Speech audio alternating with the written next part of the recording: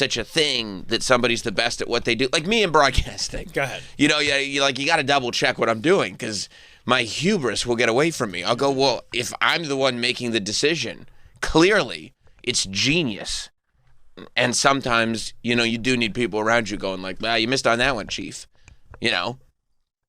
This feels like it could be one of those things. I don't know. Maybe it's brilliant. Maybe he's awesome in it. Could be awesome. Or maybe he's only in it for like 2 seconds. Or maybe it's just 2 seconds. But even if it's 2 seconds, the wink of like, poet, philosopher, Travis Scott rapper. You see what I'm saying? It's like, yeah, we see what you're saying. I don't care. People care. People are upset. Christopher Nolan had to go out and defend it. They're upset that they're all, using American accents. Oh, they are? Yeah. That's terrible. I don't care. They're using American accents? I'd rather hear Matt Damon than Matt Damon doing some like. Yeah, I don't mind an interpretation of the Odyssey. It's been long enough. Nolan. It's been long enough. You know what I mean? As far as the Odyssey goes, yeah. It's been long enough. Throw the Iliad up there too. Both of them.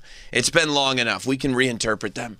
I'm not. That's not a hang up for me. Matt Damon talking like Matt Damon, as long as it's not like heavy, like Good Will Hunting Matt Damon. Oh, yeah. Like, I don't want the Odyssey with Boston accents. That would be a little much if it's like the cast of The Departed presents the Odyssey. Like, where are we going to park the horse? Right. That feels a little community theater to me. No, I get that. Right. Yeah, exactly right. Yeah, that'd be... But if it's just sort of, American Midwestern accents going on an Odyssey... I don't mind that. I wouldn't mind a musical adaptation of the Odyssey, to tell you the truth. You wouldn't mind a musical adaptation of anything. We're off on an Odyssey. I think, this is great. This is awesome. Yeah. So I don't know. I don't know if this if people just found out that Travis Scott is in the Odyssey, or if Christopher Nolan is just now responding to the criticisms. What did he say here? If you scroll down, I'm sure there's quotes from Christopher Nolan, who's explained, I cast him because I'd never seen Travis Scott in the Odyssey before, and it's something I wanted to see. And then the film producer said, Christopher Nolan, you just passed the first grade. I cast him because I wanted to nod. The greatest director alive. Yeah. That's quacktastic. I cast him because I wanted to nod toward the idea that this story has been handed down as oral poetry. See, which is analogous, I'd say, which is analogous to rap. Yeah, that's fine.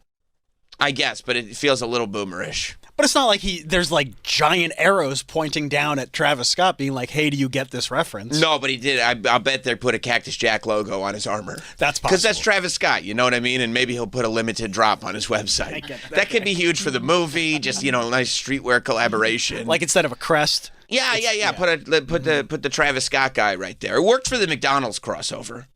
So if it's like an Odyssey crossover, I think it could be good. The popcorn bucket is a cactus. Yeah. Travis Scott gets to design the popcorn buckets. It's a cactus with a little Roman war helmet on it, You know what I'm saying, right? Yeah.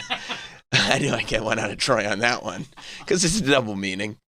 He said the filmmaker saw a direct link between the ancient bards and contemporary artists. Scott's role reflects how poets originally performed the Odyssey for live audiences thousands of years ago. So he's saying, look, these are the modern storytellers.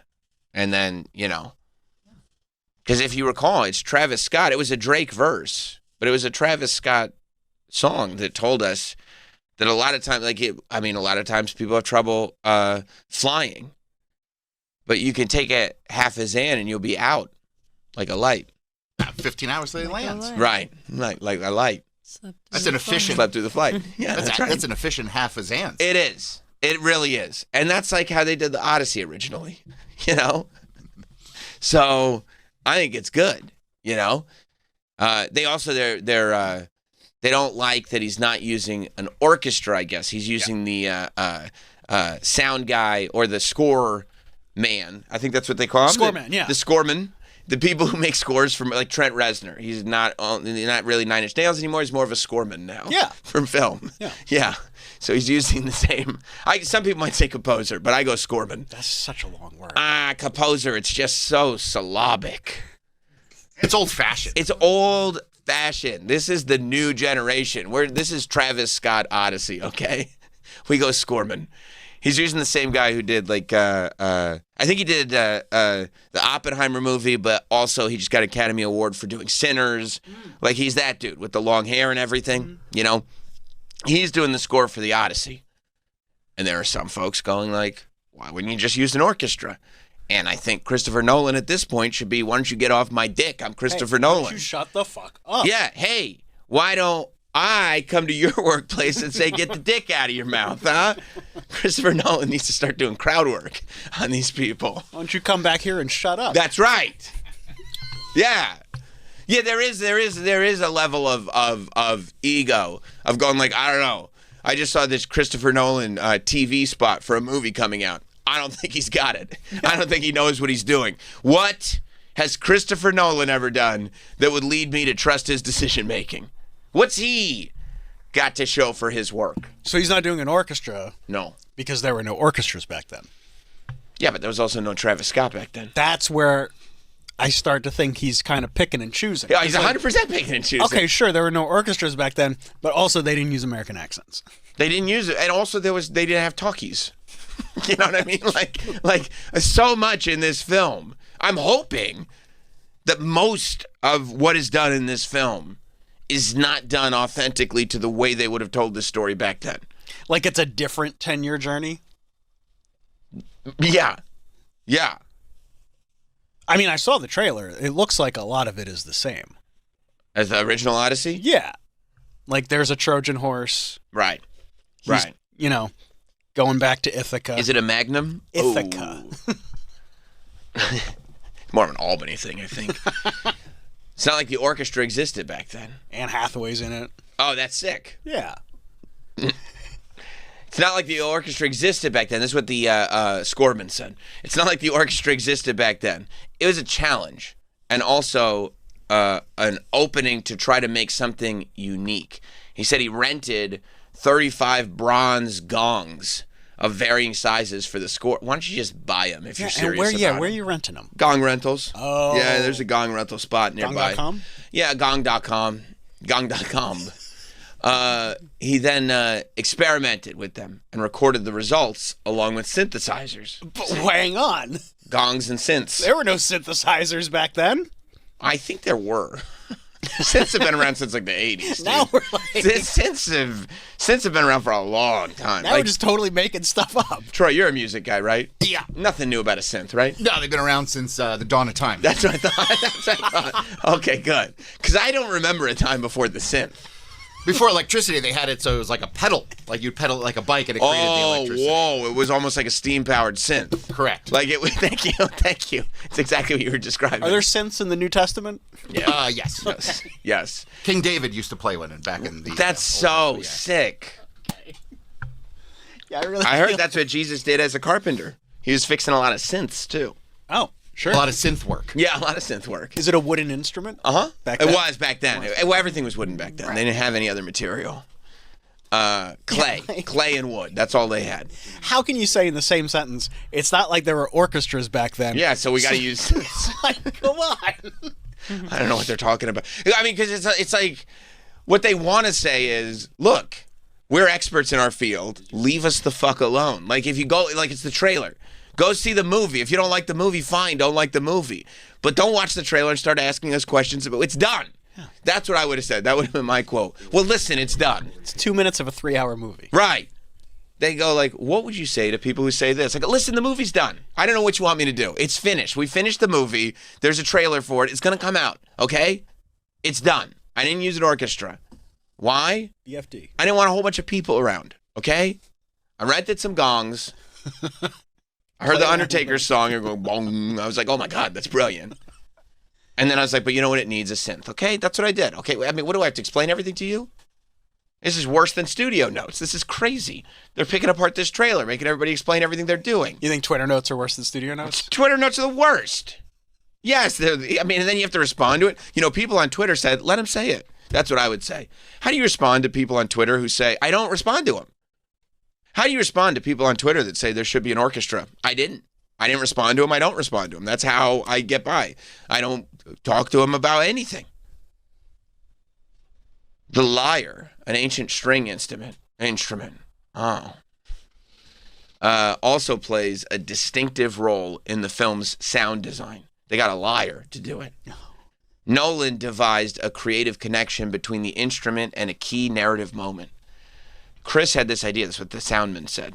Chris had this idea of the sound of the lyre being the pluck of Odysseus's bow. Oh. Bow, I guess. Bo knows bows. That's why I got confused. He said that the Odyssey arrives in theaters. Oh! I didn't see the period. I thought that the guy who did the score was like, well, "How do you respond to this?" Because it arrives in theaters July 17th. Said the Odyssey arrives. I didn't see the period. Oh, okay. Thank you for the quote. Get that plug in. Oh yeah. Oh, Danielle, you got to be excited about the Odyssey. Because Zendaya's in it? Yeah. Of course. I hope they don't make her wear a helmet. Why? Why would that matter? Cover up that face. Never. You mean like a full helmet? Yeah, because she would never. Those helmets they're the ones that come down over the nose. What helmets? What are you talking about? Those helmets that they wore back then. Oh, I don't know anything about this story. Oh yeah, Spider-Man's in it too. Spider-Man. No. Spider-Man, the Scoreman, the Songman. Yeah. Oh wow. I'm sure it'll be fine. Les Mis's Anne Hathaway. And Edward Cullen. Edward. Twilight. Oh, The vampire. The vampire. Oh, is that Robert Pattinson. Robert Pattinson. Batman, you mean? Yeah. Batman is in it. That's my Batman. New York Knicks superfan Anne Hathaway. True. Yeah, she's been courtside. Oh, she loves the Knicks loves legit. The Knicks. Do we have this? Is it okay? First, look at Zendaya on the set She's in the trailer. of Christopher Nolan. We're just looking at a photo. Oh, that's from a year ago. She looks like she's having a great time. Must be a good movie. I think it will be. Yeah, look how She's happy in she it. is. She's actually in it. Yeah. Because, like the first Dune, she was barely in. I The hope it's Odyssey is one not of a those. Dune. I know, but I'm just saying for her, like, same with the first Spider-Man movie. She was in it for like 2 minutes total.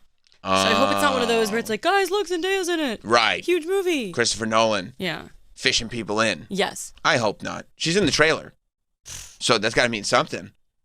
I don't know. Unless they're just trying to get that Zendaya rub. I think they are. I think Christopher boy. Nolan's gonna be just fine. You think so? Yeah. How about this? Let's put a Christopher Nolan film in front of the trailer. That's the rub. That's what we'll do. Yeah, I mean he barely misses. He's the greatest. I mean, yeah. That's the debate, right? People argue that he's like the best person making movies right now. One of them. People do argue he's the best. Like a lot of I know. people. I don't know if I would agree. No. Yeah. Tenet kind of missed for me. What did? Tenet? Oh, I didn't watch that movie. Okay, well, this is... I'm not watching that. I saw the trailer for it. I'm not watching Tenet. So you can't be like, he might be the best. He might be the best, but I'm not watching Tenet. By the way, 2 movies ago, didn't even watch it. I am not watching Tenet. I'll tell you that right now. That was a movie with Denzel's kid in it, right? Yeah. No, I watched him in The Rock's HBO series. He was good in that. Stop bringing it all back to The Rock. That was a good series.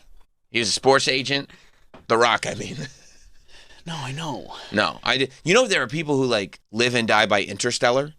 Oh, people love it. They love Interstellar. Yeah, no, I mean, it's a great movie, but people. I mean, it's great, but I was having a conversation with somebody. I was like, I don't even think that's a top 5 Chris Nolan movie. Let alone, like, people are like, that's the best movie I've ever seen. I go, well, that's not even better than Dark Knight Rises. No, people love Interstellar. I had no idea until like earlier this year when I was having a conversation. There's a whole Interstellar community. Mm-hmm. Yeah. Yeah, I mean, I don't think I would put Interstellar above Dark Knight or Dark Knight Rises or The Prestige. Definitely not. Prestige is probably my favorite one. Mm-hmm. Or Memento? Which one?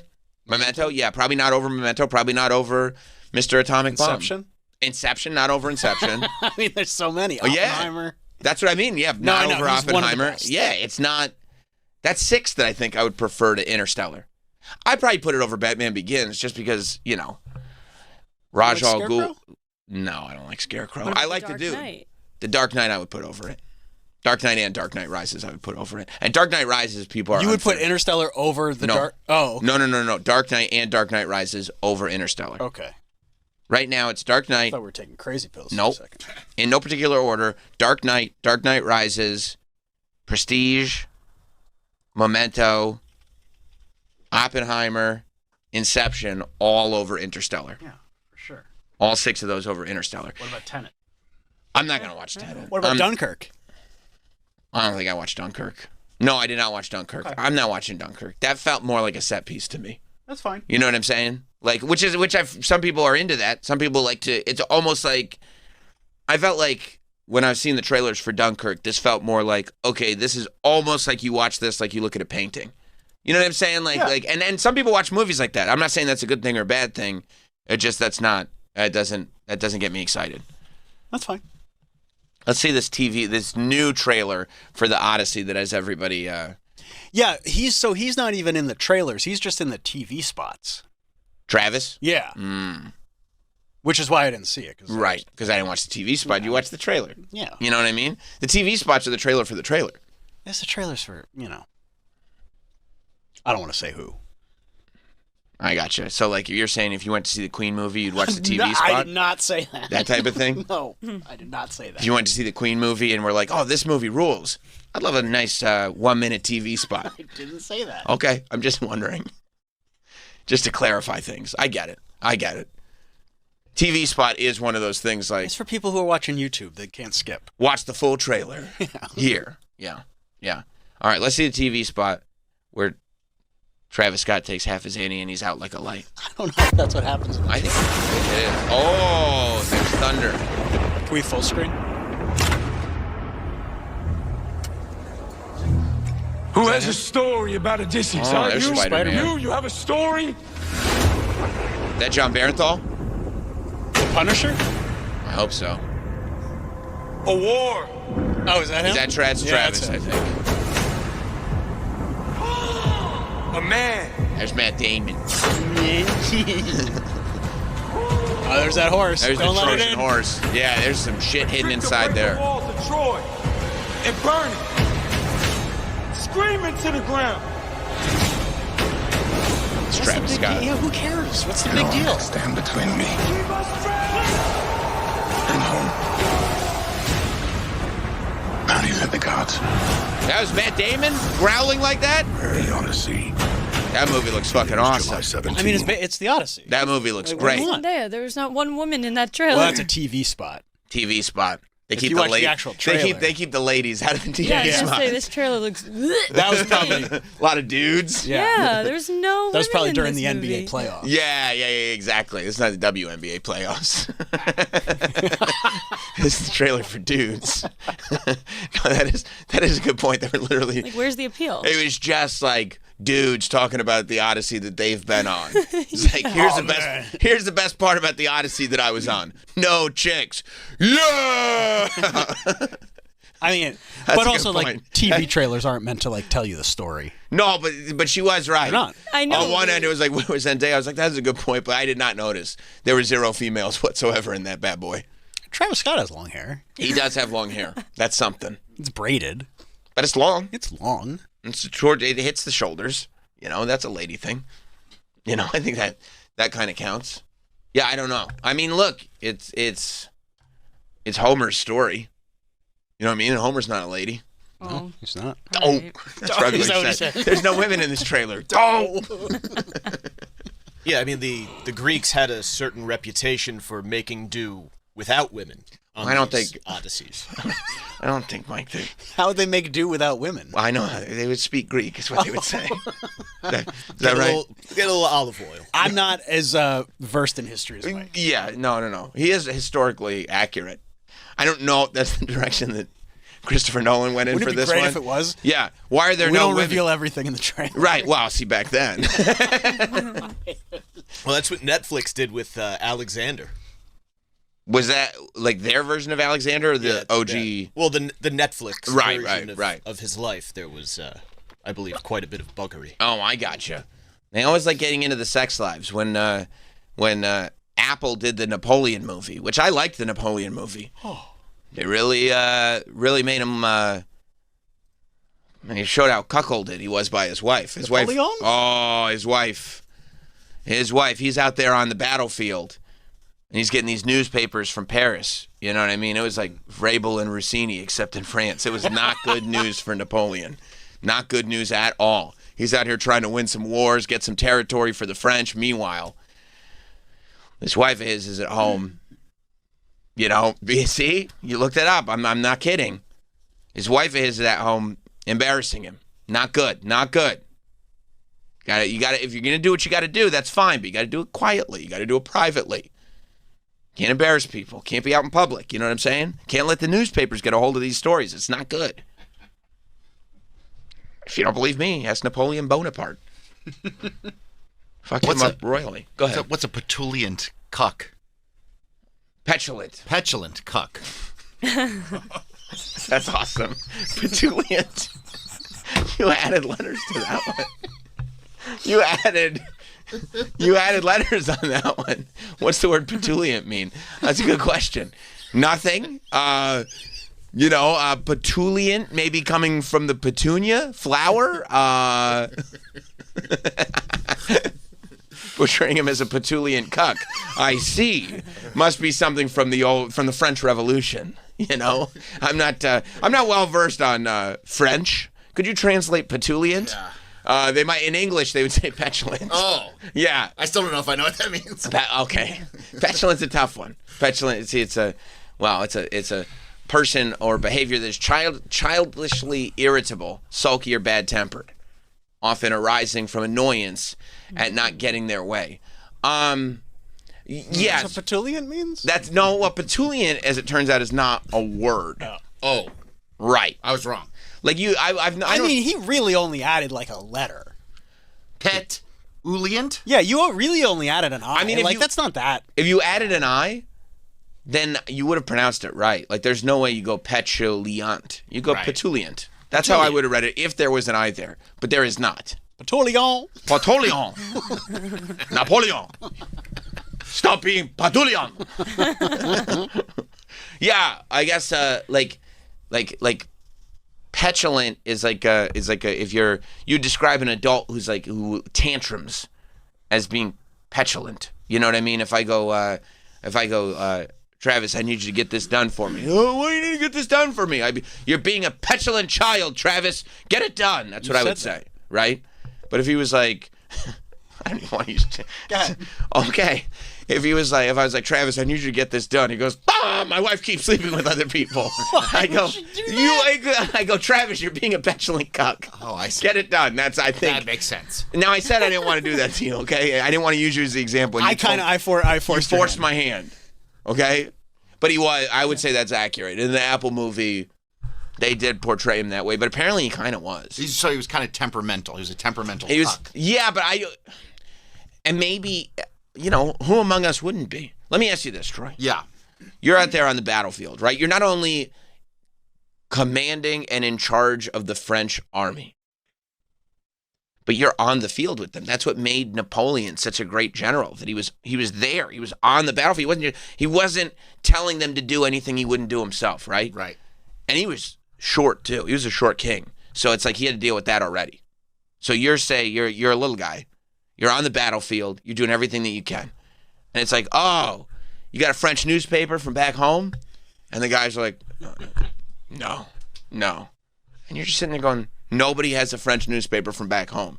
And you're catching the vibe, right? Everybody's like, no, we don't. Nobody, no, give me the newspaper. Napoleon. No, give me the news. And then you get on the front page of the newspaper, it's like, hey, here's the guy, that your wife is having sex with. And now you got to go to war. You'd be a little petulant, no? That would be bummed out. But isn't a cuck where he's approving of this situation? Because it went on. So he had to approve of it. It's one of those things where it's like, right, everybody knows. I'd probably find a new wife. That would be the move. But that's what would make you you'd be maybe petulant for a moment, but then you'd move on. If you just continue in the chain of events and you're mad about it, but you're not doing anything about it because you're all, wrapped around her finger, that's how one becomes a petulant cuck, I would imagine. I guess the word cuckold has evolved over the years. Well, yeah, now it just like... It's like somebody sitting in a chair. Yes, but But That would be a fetishized version. right. The Cuckolding. the cuckoldry in question here would be in not leaving her, he is being permissive.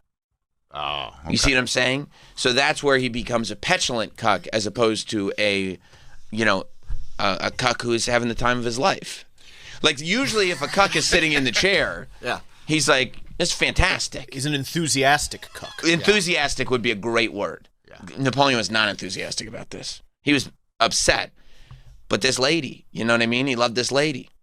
Did he try to have a reasonable conversation with her? He wasn't the most reasonable guy in the world.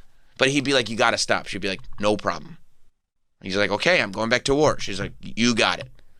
She wouldn't stop. And then how did the newspapers find out about it? You know these reporters. These slimy. That's what Diana Rossini wants to know. You know? They find out.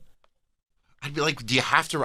I'm on the battlefield. Do Yeah. you mind not reporting on my wife having sex with other people? And they go, we're moving papers, dog. We're going to keep writing about it. We're moving papers. I mean, I have to put the blame on him. On Napoleon? Yeah. Now that you know the facts, I'm glad that you're asserting that. I think you're right. Because if he came out, he's like, look, I just got off the battlefield. Right.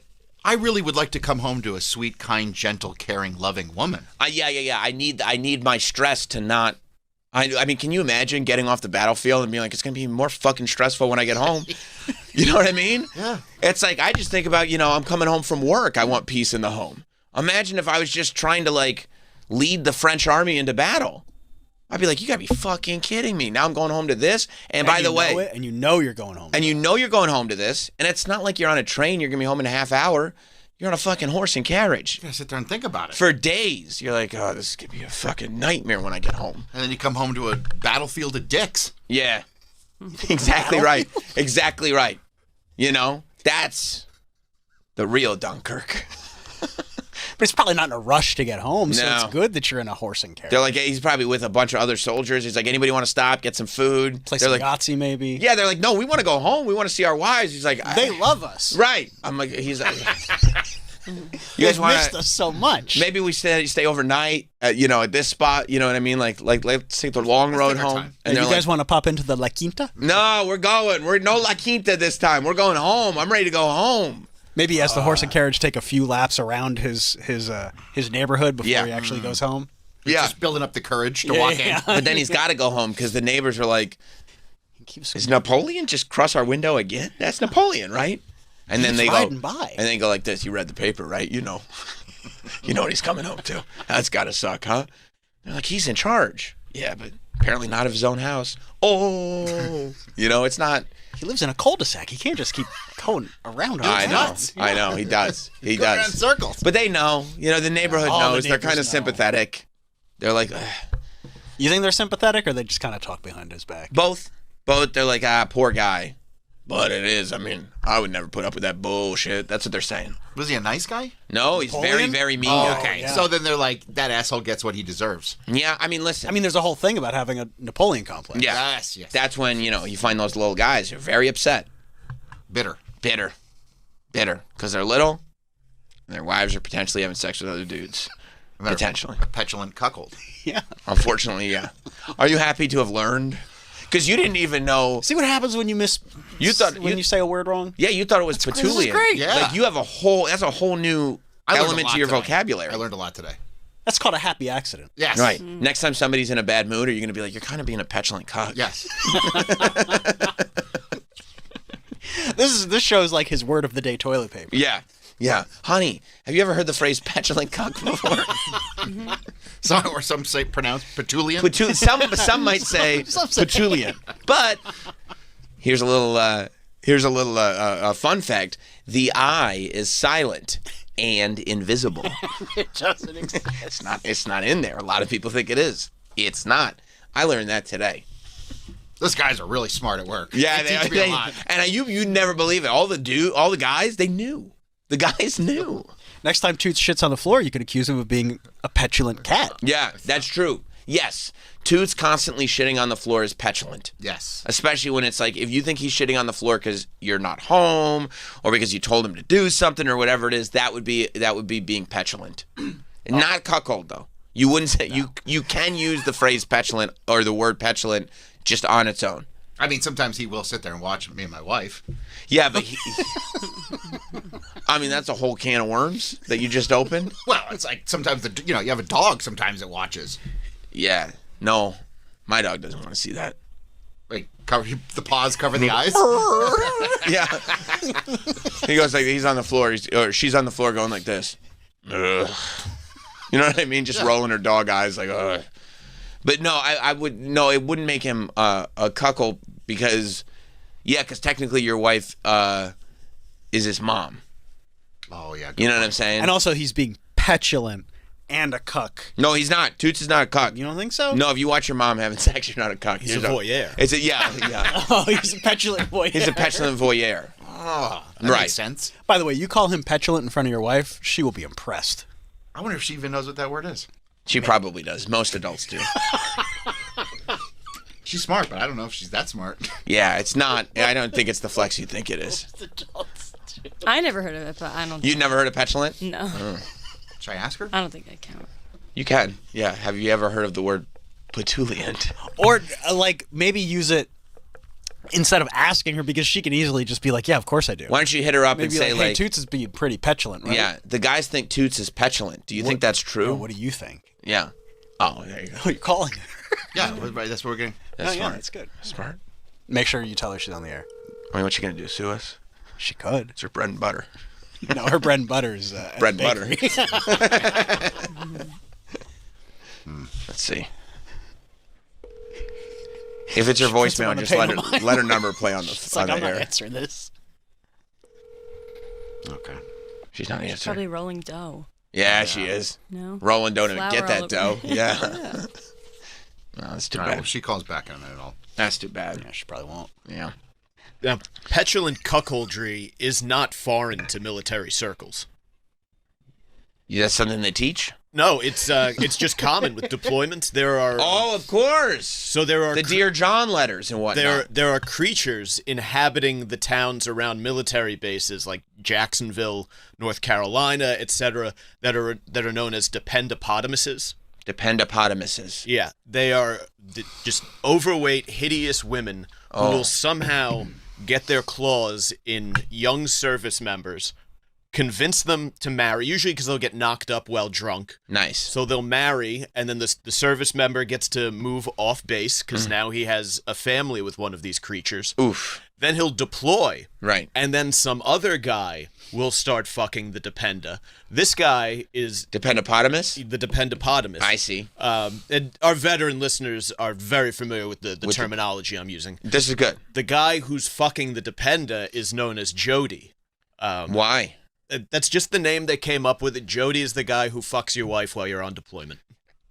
Specifically if your wife is a dependopotamus. Um, Or any wife. any wife, but it's particularly the dependas who are. Well, the kind of dependopotamuses are the ones that would be less likely to be faithful. Yeah, I see. They're I see. creatures of opportunity. Now, do the husbands understand that their wife is a dependopotamus who's a creature of opportunity? Therefore, it's like, wow, I guess it's not the worst thing, or are they head over heels? It tends to vary depending on, I would think, on the dependa. I think, if you can climb above a 6, I think that they're probably a little more head over heels. Ooh. But usually you're in that 4 to 6 range, where I think they're just mad about getting cucked. Sure. And do you find that they get petulant? Quite. Quite petulant. Yeah, I can see that. I can see it because you're sitting there going like, dog, I'm trying to just serve my country over here. There's already enough to deal with. Politics and whatnot. I really don't need a dependopotamus ruining my day. Yeah, if you go to, they have these Jane Wayne days where the families come in to fire the weapons and stuff and climb on the trucks and everything. That's fun. The vast ends of the spectrum that the attractiveness of military wives occupy. And you're saying it's on the fascinating. The lower end are the ones that are less Faithful. Wow. They're just advantageous. Wow. They find resources and consume them. That's what makes them a dependopotamus. Were you going to say something? I got somebody on the line. Oh, good. Clarice, you're on the air, okay? Okay. All right. Do you know what the word petulant means? Petulant. Petulant. Like a petulant child? That's exactly what that. Yeah. All right. I guess you got it. Well, ask her if she knows what the word petulant. Do you by any chance know what the word petulant means? Petulant. Petulant. How to spell? Well, it's actually spelled the same way. Tell her. It's actually the exact same spelling. Petulant. Petulant. Petulant. Like petulant? Petulant? Yeah, tell her she's exactly right. Actually. Yeah, you're exactly right. Yeah. So she did know what that was. Tell her why. Okay, well, we were discussing. Do you know anything about Napoleon? Bonaparte. Dynamite. Dynamite. No. Oh, sorry. No, not Teo Cruz. Bonaparte. The traitor, the French traitor. He's so much smarter than The you. little guy. Yeah, no. Yeah, she knows. Oh, a lot. yeah, okay. She's pretty up on Napoleon Bonaparte. Again, like I told you, Troy, you're gonna be shocked. This is not for a lot of adults. I mean, the guys are blowing my mind this morning, baby. Okay, you listening to me? What are you doing? You're out there with the leaf blower? Yeah, sorry. Yeah. Okay. Yeah. Okay, I'm getting in the car. Go ahead. Okay. Go ahead. Did you know that Napoleon was a petulant cuck? He was a petulant cuck? Yeah, are you aware of that? I was not aware of that fact. See, I learned that too. No. You learned what the word petulant petulant. Well, That's more. you can also learn two things. If people didn't know that Napoleon was a petulant cuck, I said that's okay.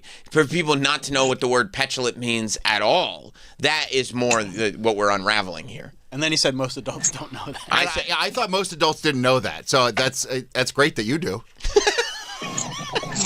And I don't know. I didn't know he was a petulant cuck. No, you know the word. You know the word petulant. Yeah, and you knew that it wasn't petulant. Petulant. Yeah. Yeah. See how she's almost like she doesn't That's how understand. you said it? She doesn't understand the conversation because it's such a well-known word that she doesn't even know what you're talking about. Can I ask you an honest question? Well, answer her question. Wait, sorry, go ahead. What was it? What was your question?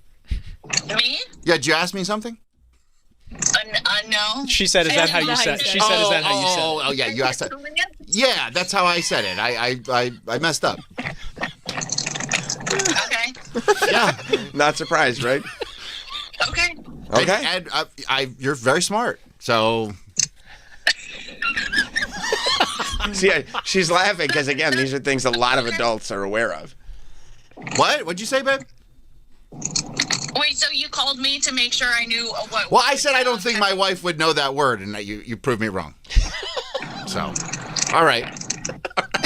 Once again, right, baby? Napoleon was French? Yeah, very. He's very. Bonaparte. Oh, is Bonaparte French? I don't know. I don't know anybody else with the last name Bonaparte. I mean, he's a well-known. You don't remember Napoleonist from history classes? I know Ponce de Leon.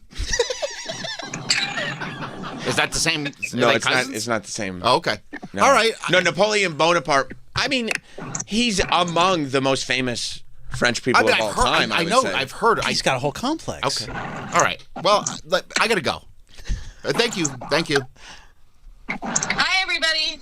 Bye. All right. We'll talk to you later. Love you. Bye. Bye. We do have this. Not only were they not cousins, they lived about 250 years apart. Oh. Yeah. They And could be also, distant cousins. Ponce de Leon, as it turns out, was not French. He was Spanish. He's from Spain. De Leon is not French? No, he's from no. Okay. No, his first name's Juan. He was a Spanish what, Troy? Good question.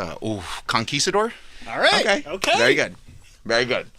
He discovered Florida. Is that why you know him? Of course. You thought a French man discovered Florida? Fucking love Florida. Let me ask you this, Troy. When you look around Florida, the whole state, do you see like a ton of French influence? Maybe the architecture in some places. Do you see a lot of cities that are named like with French names? No. Right. No. It seems like a lot of Native American, probably. Maybe Spanish? Spanish? Like Okeechobee? What's that? That sounds like that's... I don't know anything about Okeechobee. Yeah, I mean, there's a lot of Native American Yes. down there, yeah. Yes. Yes. Yeah. But no, I would say French would be more like New Orleans has a lot of French influence. Yes. Yeah. That's Creole. French Quarters, right? Right. Yeah. Right. But no, but Ponce de Leon was not French. Okay. Yep. Again, learning a lot today. That's, I mean, you know. I mean, gun to my head, I wouldn't have gotten that either. Okay. Would you have gotten petulant? Yeah. Gun to your head. I mean, yeah, spoon to my head. Okay. Yeah, I'm going to beat you with this spoon for weeks until you die. Plastic straw. I would have been like, okay, I got this, don't worry. Yeah. I mean, whatever. It's great information. It's you didn't know you were going to walk in here and take a European history class today. Yeah.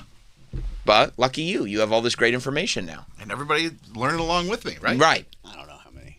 Most of them knew. learning. This is real. Danielle? Danielle's learning right along with you. Kind of. Thank you, Danielle. When you say kind of, is it because you already knew or because you're not following Because everything? I'm not following. Okay. Still. A I little. don't think I learned any of this in school. Right. I mean, you were taught it. That's kind of on you, I think. There's no way that Napoleon didn't come up once in 12 years of public school. I didn't know about that. Yeah, no. I mean, the fact that you know that accent would lead me to believe that he came up once or twice. He came up at some point. You like musicals, right? Yeah. Like Les Mis? That's all about the French Revolution. Yeah. I wouldn't follow. Like, I would probably just listen for the music. Just the music. Yeah, That's I what, but you know what they're singing about? Not really, no. The French Revolution. Okay. Yeah. Sounds of angry men. But won't be Doesn't slaves sound again. Like my cup of tea. Yeah, okay. Angry Okay, you men. No. Well, there are women in it too. Dream to dream I of. don't care. Okay. Same, Danielle. Right? Right. Like, in one ear, out the other. Everything I learned. It's like an air conditioner on in the background. Right. You guys go see Cats. That's a little easier to follow. I fell asleep in that, by the way. Cats? Yeah. You really? Even with the cats crawling around on the chairs? Oh, I You was. got to see the new one. play? I was. And the film adaptation? No. Oh. The Cats James is back Corden? out. It's the Cat's Jellicle Ball, and it seems a little bit more lively. Oh, so they just focus on the Jellicle Ball? Yeah. Oh, gotcha. I don't know anything about it, but I know that they revamped it. So. You know Cats lore? No, You that's don't- literally it. Gotcha. I don't know anything about cats. Gotcha. You don't even like that's memory. You were sleeping, zonked. snoozing. My girlfriend at the time bought expensive tickets. I remember just came out. Oh wow! Well, Oprah Wait! It just came out? I think so. I mean, this was probably like the early '80s. 07, 08. What? You think Cats came out in 07 No? or 08? Okay, Well, it closed?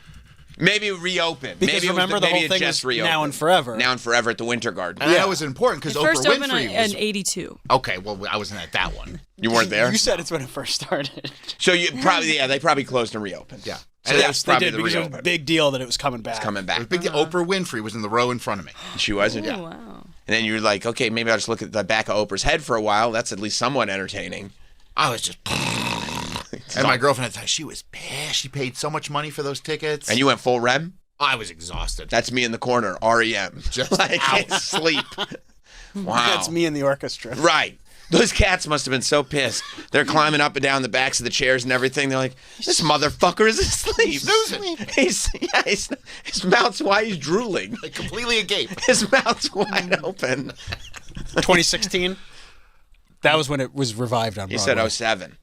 Oh, yeah. I was still with the girlfriend that I Oh, was first revival. There it is. So 06 was the first revival. So that must have been what it was. Yeah, okay. 06, 07. It went 87 to 03, 06 to 08, 14 to 16. Okay. Yeah. Yeah, so you were probably the first revival. Yeah. And then you were just sitting there zonked. Snoozing.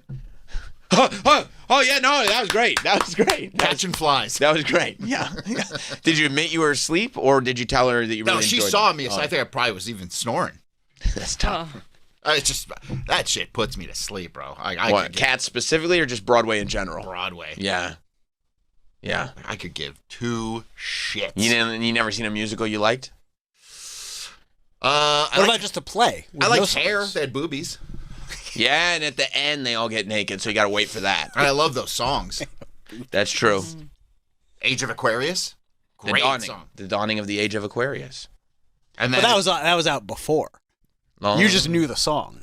Give me. Well, they played it. I'm like, Right, oh, I you're love like, this ah. fucking song. Would you like Mamma Mia because of the ABBA songs? Oh yeah, I love ABBA. Okay, Mamma there Mia you is a go. Might party. be into that. Yeah, Right. then you're just going to see ABBA song. Well, No, there are plenty of musicals that are Hey. based on the songs of a specific artist. And whatever gets Jukebox asses in the seats. You know what I mean? Yeah. You probably love Michael, the musical. I probably would. oh, it's so good. Is it? Yeah. Yeah. I gotta watch the movie first, but then maybe I'll go. True. Why? You got to catch up on what the story is. Everybody loves it. You don't want to get lost behind the narrative. Everybody loves that movie. They do. Because they all. I mean, They love Michael. they're dancing. The smartest thing they ever did was be like, we'll just end it after bad.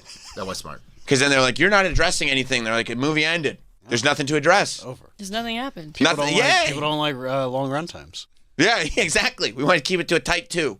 Nice 120. That's it. We ended at bad. What about all the kids? I don't know. That's neither here nor there. What kids? Yeah, it's bad. He's a kid. You know what I mean? Like, nope. He doesn't even have Neverland yet. Right. You know? I don't know what you guys are talking about. You know? Never gonna figure that out. Nope.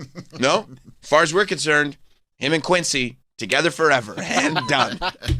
That's right. You never go post Quincy with Michael. Never. That's the trick. Never go post Quincy. No. Yeah, in my mind, that's where it ends. Quincy, Bad. Cut off. you're not turning dangerous on. Nah, dude. I don't think it holds up. I don't listen to it and be like, this is incredible. I could listen to Thriller. I can listen to Off the Wall, Thriller, and Bad and be like, these are great albums. Incredible. To this day. Masterpieces. Yes. But you won't put on Black or White? No, remember the time? Like, who cares? You want to put on either disc of history? Nope. Scream, all that. Fuck that shit. Him and Janet together just smashing the spaceship? I mean, it was like, okay, Finally? that's cool that they're finally together. Yeah, but it feels a little like a gimmick. Yeah. Like, you know, That's not that great of a song. it's a decent song, but not compared to Right. Michael Jackson's catalog. Exactly. Yeah, even Janet's catalog, it's not. No. You wouldn't put that in anywhere She kind of near. has a heart. Oh, no, she had some 90s songs, right? Oh, yeah, Janet's got a absolutely. great catalog. Yeah. Janet was an icon on her own. Janet could have her own movie. I had a few kiss singles from her. Yeah. Really? Yeah, definitely in the '90s, absolutely. Yeah, Yeah, for sure. I mean, Rhythm Nation. that's. She was I a mean, cultural That force. was 80s, though. Was it? When did Rhythm Nation come out? That I believe was the '80s. It's possible. Um, Late 80s. Okay, Rhythm Nation. man, that Scream video was the biggest That was premiere. everywhere. It was like, huge. Yeah. But just like the build up to that was nuts. That's the way love goes. That was huge. Yeah. That was 93. She's got fireballs. And then she was also in movies. Remember when Poetic Justice came out with Janet and Tupac? Yes. Everybody had that Poetic Justice poster. She looked great. Unbelievable. I mean, she was like, Unbelievable. Tupac, handsome guy too. yeah, he was. You know what I'm saying? Yeah. He probably smashed. I would hope so. I would hope so. He would never say it. You know why? Why? Jada Pinkett would get upset. Yeah. She'd get really sad about that. Oh. Yeah, I mean, well, speaking of icons of the 80s, you know who we lost yesterday? Who's that? Who did this yesterday? Ogre from Revenge of the Nerds. Oh yeah, Rest in peace to Ogre, right. the actor who played Ogre, and he was in a bunch of other stuff. I mean, you know, as soon as you see him, Donald Gibb. I mean, the run that he had as the sort of like big lunking dude in every 80s movie. Unbelievable. He was in a bunch of the Revenge of the Nerds movies. Oh, yeah. He's in, Bloodsport. Bloodsport 2. Yeah, well, I don't know about Bloodsport 2. I don't know. No, he was in Bloodsport 2. I know he was in it. I don't know if I've ever checked it out. Bloodsport 2 was in 96. I don't know if we're still going Jean-Claude Van Damme in 96. But 88, Bloodsport, you can't get better. Yeah, Revenge of the Nerds, Bloodsport, Revenge of the Nerds 2. I mean, I guess we kind of, we're being 100% fair. We dry up a little bit. It would appear after Revenge of the Nerds and Bloodsport. But, Yeah, but, I mean- but Revenge of the Nerds and Bloodsport are two of the most iconic films of the era. And it's also big enough that the minute you see his face, if you were, even somewhat similar to that era, you know exactly who he is. You're pretty sure he's the guy from Blazing Saddles, Mongo, who punched the horse. It's not him. Yeah, but I mean, I didn't know he was still alive. Candygram from Mongo. Yeah. But that wasn't him. He's not Mongo. If you say so. He's the 80s version of Mongo. Again, I'm taking your word for it. He's in Revenge of the Nerds with Ted McGinley. I know that. Yes. Ted McKinley. Yes, with Ted McGinley.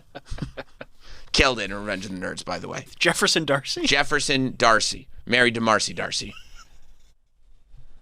Who, by the way, did you know Marcy Darcy? You're going to like actually this, Troy. Ed O'Neill and Marcy Darcy, they legit, to this day, and throughout the whole series, hated each other for real. Really? I think he tried to bury the hatchet. And she wouldn't have it. Yeah. Yeah, Marcy Darcy and Al Bundy actually legit hated each other. And he's taken responsibility, like... Take all the responsibility you want. No, I think but it's I mean, great. like, yeah, I think it's great. You know, art imitating life, life imitating art, whichever it is. Oh, he's in Conan the Barbarian too, Ogre. Conan the Barbarian, still also rad. Conan the Barbarian, Revenge of the Nerds, Bloodsport. That's a fucking badass portfolio. But yes, Al Bundy and Marcy Darcy And actually... she got replaced, right? No, her husband got replaced. Oh, okay, yeah. Steven. Yeah, because she wasn't Marcy Darcy originally. She married Steve, I forget their last name. But it was just a regular thing. Steve was like a nerdy neighbor, and that you would expect Marcy to be married to. They were the kind of more uptight, like, what are you Bundys doing over here? Rhodes. It was Rhodes. Right. You know why? Because the original two couples were named after King Kong Bundy and Dusty Rhodes. Right. That's true. Really? That's true. It was Marcy and Steve Rhodes and Peggy and Al Bundy. Except then Steve, I think the story is Married with Children. Steve, shout out to Ogre. Steve decided... Yeah, rest in peace. I think he was going off to do theater or something like that. I think he was like a serious actor. Yeah. And he was like, I don't want to do all this. And like, unfortunately, he left right before the show got like super hot. Because people don't even really... Like, really, when you look at the golden age of Married with Children, it's after Steve... Absolutely. Before 7. Yes.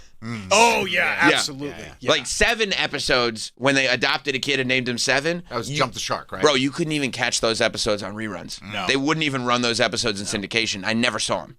But you see episodes after that. After set, when they're like, we got to get rid of him. 100%. Yeah. 100%. Because I've seen on reruns, I forget, some channel now is like playing Married with Children all the time. But I've seen episodes with the second dog. Yes. Which I know is after 7. But there's no mention of 7. Yeah. 7 episodes are hard to find. Yes. Impossible.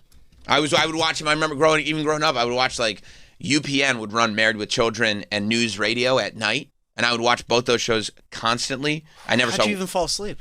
I never did. I didn't sleep the whole time. That's why I'm conditioned now. I don't sleep now because I didn't sleep then. I was watching Married with Children and News Radio all the time. My parents, I never had a TV in my room. But they put a TV in my room that with no cable attached to it just so I could play the PlayStation. But they didn't know. I found an old pair of like rabbit ears. That's awesome. In like the attic or something. Yeah. And so I plugged the rabbit ears in. And UPN was like the only station that I got pretty much crystal clear. So, I mean, I was locked in UPN. Awesome.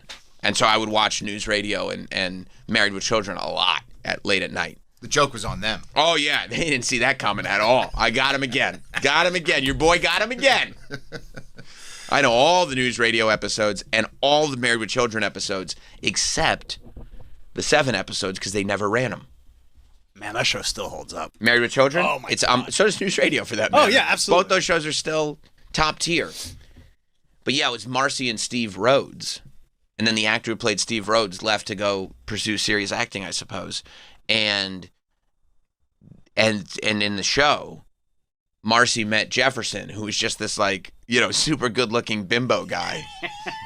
Just totally turn it on his head, and it was Jefferson Darcy. So she married him, and that's why she became Marcy Darcy. But that's where the show really found itself. 100%, because Jefferson Darcy was an unbelievable character. He was so good because he thought Al was the coolest. Yeah. It was so... Like Al and Steve didn't like each other. No, the idea was that Al had his... And the Darcys didn't like the Bundys. But once she married... Now that Al and Jefferson... Bimbo Jefferson Darcy... Like, then he could run his no-man meetings. Oh, Danielle, you wouldn't like this show. Oh, no. It was very chauvinistic, very male-centric. Oh, okay. Yeah. Male-centric, yeah. Al Bundy had an organization called No Ma'am because he didn't like women. most of the humor around the show is like, how difficult is it to deal with these women? That was pretty much the shit, right? Yeah, and all the women kind of present themselves as really ditzy. Right. Like they didn't help. Not at all. They were horrible. Yeah. Or extremely overweight, looking to fit in shoes. Right. Al Bundy's life was absolute hell because his wife would just spend all his money and watch Oprah and eat bonbons, literally eat bonbons, and ask him for sex all the time. But Al wasn't attracted to her anymore, so it would be an annoyance. He would turn her down. He didn't want to have sex. Which, by the way, but the joke was that she was very attractive. Yeah, but in her way. Right, Katie Seagal. Yes. Is incredibly attractive. Yes. But they gave her, Peggy Bundy had a look. If it was your type, but yeah, Al had a beehive hair. Yeah, right. Yeah. But Al wasn't attracted to her because she made his life miserable. And also, he had no escape, much like Napoleon, because his job was that he worked at a women's shoe store, and he would have to go to work, and constantly. And I mean, this happened on the show nonstop. The joke was always an overweight woman would come in and insist that her shoe size was smaller than it actually was. And so he had to try to cram these little shoes on these overweight women's feet. Did he ever make comments about the women? Yes, he would. Rude comments about the women. Who wrote the show? A couple of dudes. A couple awesome dudes. Awesome dudes. Right. And his only solace was the group. And also, he would pine for the days of high school football. He went to Polk High, where he was a big-time football player at Polk High. He peaked. Exactly, yes. Yes. Yeah. Let's just make sure we realize Al Bundy was also portrayed as a completely pathetic individual. Oh, yeah. Yeah. So Al peaked in Polk High playing high school. Was there a specific game where he peaked? Yes, he would reflect constantly on the one game. And I mean, over multiple seasons, would constantly reflect and try to regale his neighbors, anybody that he met, he would try to regale them with tales of the one single game. 4 touchdowns. Yeah, 3 touchdowns. He played really well. Yeah. But he started the only thing that brought him any kind of peace and joy was the group that he started with his male neighbors and friends called No Ma'am. And it was actually the female sign with an X over it. I mean, if they're all being that annoying. They were. You could see from his perspective. Now listen. National Organization of Men Against Amazonian Masterhood. Right. Amazonian masterhood. They're saying these women are Amazonian because they want to control the men. Now listen. It's hilarious. To the women's credit, these men were no prizes themselves, nor were they portrayed to be. But it spoke to middle America, that we're all kind of just getting by with these miserable existences. The group wants to demand, No Ma'am, a return to traditional sexist roles, such as demanding that women go back to the kitchen and not talk about, for example, Fabio. They did. The women loved Fabio. The women loved Fabio. Fabio was a model from the cover of romance novels. Yeah. He was a cultural icon at the time, and one of the big tenets of No Ma'am. They were all kind of overweight guys that didn't keep themselves in shape, so they got mad that all their wives thought Fabio was very attractive. They were all balding and fat, and they didn't understand why all these women loved Fabio so much. It really was like sometimes just go for the low-hanging fruit. You know what I mean? Sometimes just pick the fruit that's already fallen off the tree. You don't even have to pick it. You just pick it right up off the ground. Yeah. Doug in Boston. Good morning. Morning. Danielle, you've never seen this show? No. Mm-mm. Oh my goodness. Listen, I mean, I don't know much about anything, but I did score 4 touchdowns in one game one time. So I do know what I'm talking about. You probably should look into this. That was Danielle. Al would say that anytime anybody questioned his authority on the matter, he would bring up the football game because he peaked from Polk High. Yeah. Mm-hmm. And how well he had performed in that one game. There's also a legendary episode with Anthrax. They perform. The band Anthrax performs on the show. That's right. Was that before or after Grandmaster B? I want to almost say it was almost during. I kind of picture him with his hat. Yeah. He also had 2 children that were also. They were the bane of his existence. He hated his children. One was Bud. Bud was an underachieving, disappointing son. I mean, really not a lot of redeeming qualities, and he wasn't lucky with the ladies. He was terribly unlucky with the ladies, but to be fair to Bud, he really had no role models to grow up with. And his daughter, Kelly, she unfortunately she was extremely attractive, but not intelligent. At all. This whole thing sounds so stereotypical. They did play on a couple. basic. They did play on a few stereotypes. Unless it was like the first show to do it. It kind of was. It kind of was, Okay. and it's remarkable that it was as successful as it was and as genuinely funny as it is. It was like, so it was the first show to do it. It was when like a lot of other networks. This is like the very, very early 90s, when a lot of other networks were like had very kind of shiny family values sitcoms, and Fox was a new network, and so they were trying to kind of push the boundaries, and so this show came on, and I mean it was outrageous enough that people were protesting the show, like it was high controversy. Like there were groups that wanted the show taken off the air. Like women or women's groups wanted it taken off the air. Okay. Family values groups, Christian values groups, they all wanted it off the air. They said it was destroying the American family structure. But then a lot of American families were like, we don't have this like white picket fence life. That's why Roseanne was so successful. Right. And then Roseanne came out, and it was like you realized like there was this large group of generally miserable people that just wanted to be represented because they were trying to, basically the vast majority of Americans that are trying to get by check to check and just live a life, they're like, oh, this is way closer to my existence. That's why, like, I feel like that's specifically why Roseanne hit. I feel like Married with Children people just liked because it was so easy. It was easy. You know? And like relatable? Not even relatable, just like all the jokes are so dumb but so funny, and like while it does sound like they were just making fun of women, like literally everybody was made fun. Like the men were just... It's key to know that the men were portrayed as absolutely pathetic. Yeah. But I'm curious if it would hold up still for people, at least in my generation. You know what I mean? I don't know. I don't think I necessarily would even laugh just because of the way that I probably watch not. Things. You know? No, I don't know if a younger demo would sit there and go like, this is great. Also, just like the structure of it. But I also feel like that goes generation to generation. Like, I personally can't sit down and watch, like, you know, my dad's favorite show is MASH. Yeah. Right. I can't sit down and be like, this is the greatest show I've ever seen. Yeah, this shit is not funny. Like that's. Yeah. I'm like, okay. Yes. You know? Yes. That's why. Yeah, 100%. That's why part of it is like, it's not necessarily like, oh, this material is too much. It's like the kind of structure of it. And like you just said, you wouldn't have the context of being like, there was nothing like this before. You'd look at it and be like, this is so incredibly obvious and basic. Yeah. But that's because like everything after Married with Children copied Married with Children. So by the time you show up on this planet, Danielle, we've had copies of copies of copies. It's multiplicity. Mm-hmm. Like the offensiveness of Family Guy takes so much from Married with Children. Yeah, 100%. You know? Yes. Yes. But I mean, there's people today, like younger kids, who find The Office to be incredibly offensive. You know, like it changes so fast, like tastes. First couple seasons were wild when you look back on it. But like, you know, you and I watch those, and they're like, and you remember how funny it was. But I feel like a lot of, because I'm in that generation, but I love The Office. So there's some context where you watch it with a grain of salt, where you just know, like, it's Michael Scott. You know what I mean? Right, like, they do work to understand. That are offensive.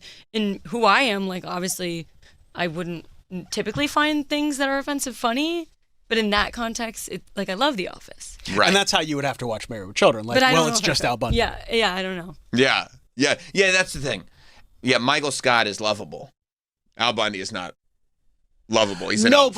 but you revel in his misery. Yes. Which nobody on the show is a hateable character because they all have flaws and they're all exasperated. You have to love, or exaggerated rather. Right. Yes, that's right. But you have to love the misery. Some people don't. No. Right, exactly. And also, here's the difference too. Like when Married with Children came out, it was like, right, like we were coming right off like the Reagan era where everything was we're doing great, happy, blah, blah, blah, family values, this, that. And so there wasn't this like, no, some people are miserable. Let's be the public facing, voice of misery. Now, everybody's miserable all the time. So it's almost like it doesn't become the escape that it was when we watched it growing up. Yeah, and these gooning like they don't need to watch this dude. I feel like they already hate women enough. You know what I mean? Oh yeah, the looks maxers. Yeah, like we don't need the young men to That's the other be thing. influenced and then blame it on women. Like they're already doing that. The internet now would go like, no, this is funny, but also they make a lot of good points. Yes, and we should definitely. guys. Yeah, and like no. That's Mike in Connecticut. Sam Roberts, professional broadcaster. I would be careful about introducing new concepts to Danielle. Because now that she's learned that Al Bundy scored 4 touchdowns in a single game for Polk High, if she's ever on a game show in the future, she may forget and lose the big prize that Al Bundy was waiting for so desperately to get out of his misery. Especially if it's his own daughter that should know that. Well, that's true because every fact that she learned, another one had to leave her brain because she only had so much space. The thing about Kelly Bundy is, she had unfortunately ran out of room. So if she learned something new, something had to go. Yeah. But yeah, Ed O'Neill prevented Amanda Bierce from being on the cover of TV Guide. That's where the feud started. Right. Like they were doing when that's the show, Marcy Darcy, Amanda Bierce. Yeah, when the show finally hit and it was like, oh, you're good enough to be on the cover of TV Guide. Like Ed O'Neill kept her off the cover. It was just the family.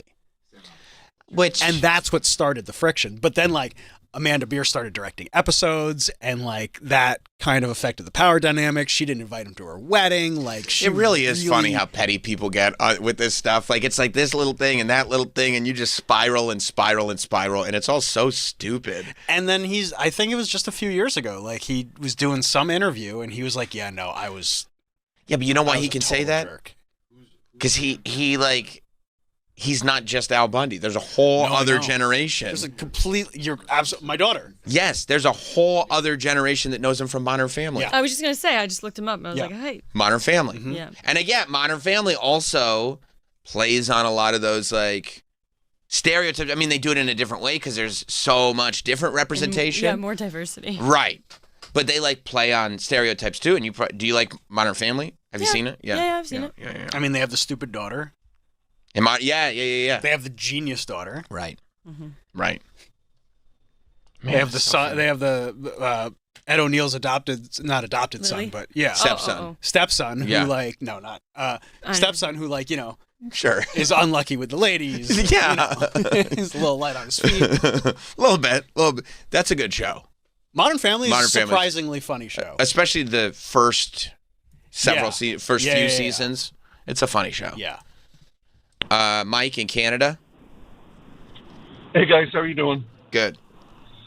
There's a great scene in Married with Children where the episode is Peggy's going out dancing at night, and then Al gets a knock on the door, and it's the actor Dan Castellaneta who does the voice of Homer Simpson, and his line is, "Your wife is out dancing with my husband." And then Al and this guy actually bond over it. It was rather endearing, actually, how progressive it was in that episode. Yeah, it was a very like Archie Bunker, Sammy Davis Jr. moment. Yeah, for sure. That's funny too. Thank you, buddy. That's great. Yeah, because that's the other thing.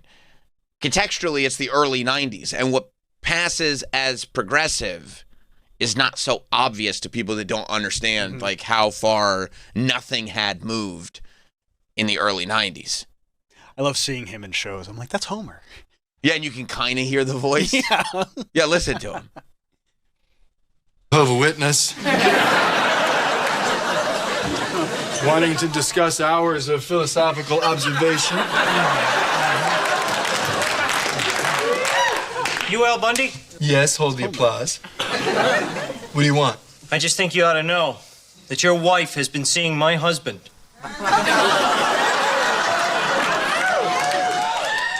See, like just like that's literally we got it. Like that's literally go to commercial, right?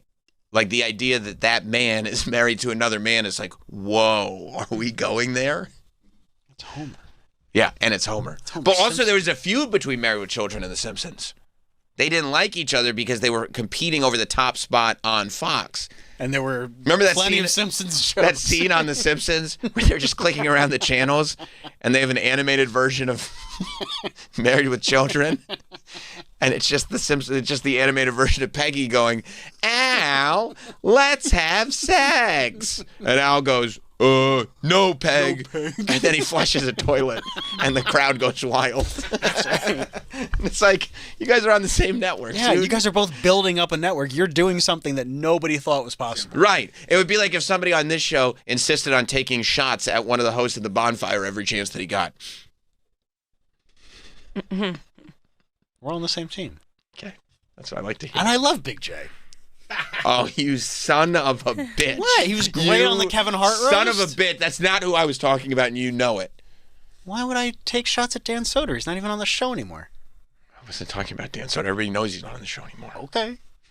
Yeah. Okay. Then we're all on the same page. You see Louis and Ari in the audience of the Kevin Hart roast going nuts? No, I didn't. Oh, yeah. There's all this footage of the two of them like just going nuts over everybody. I didn't it's really see that. funny. I saw the video of Kanye. Not reacting, Yeah. no selling, No selling. No selling those Pete Davidson jokes.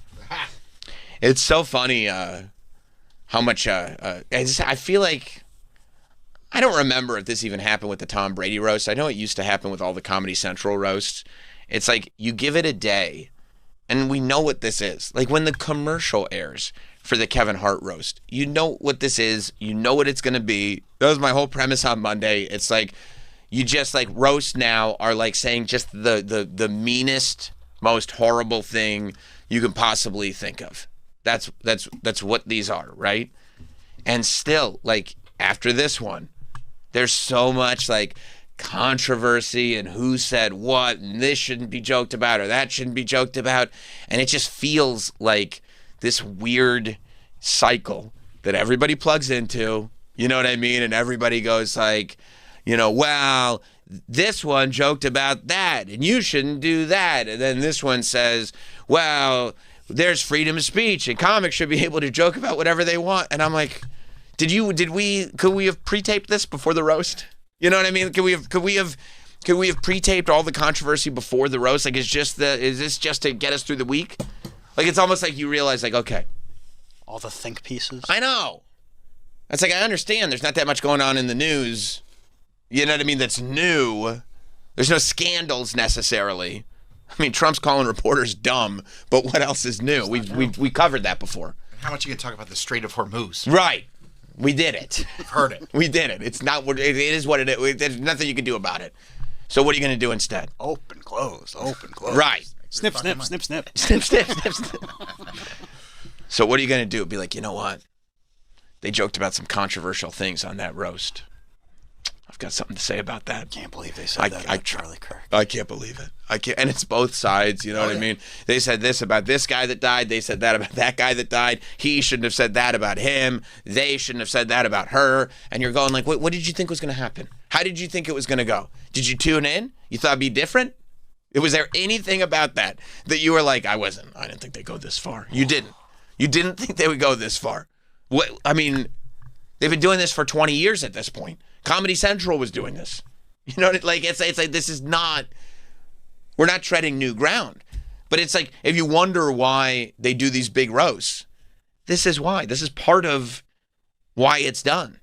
It's like they're going to get a lot of people tuned in. The first, like the morning after, it's a lot of chatter about which jokes were made and who said what.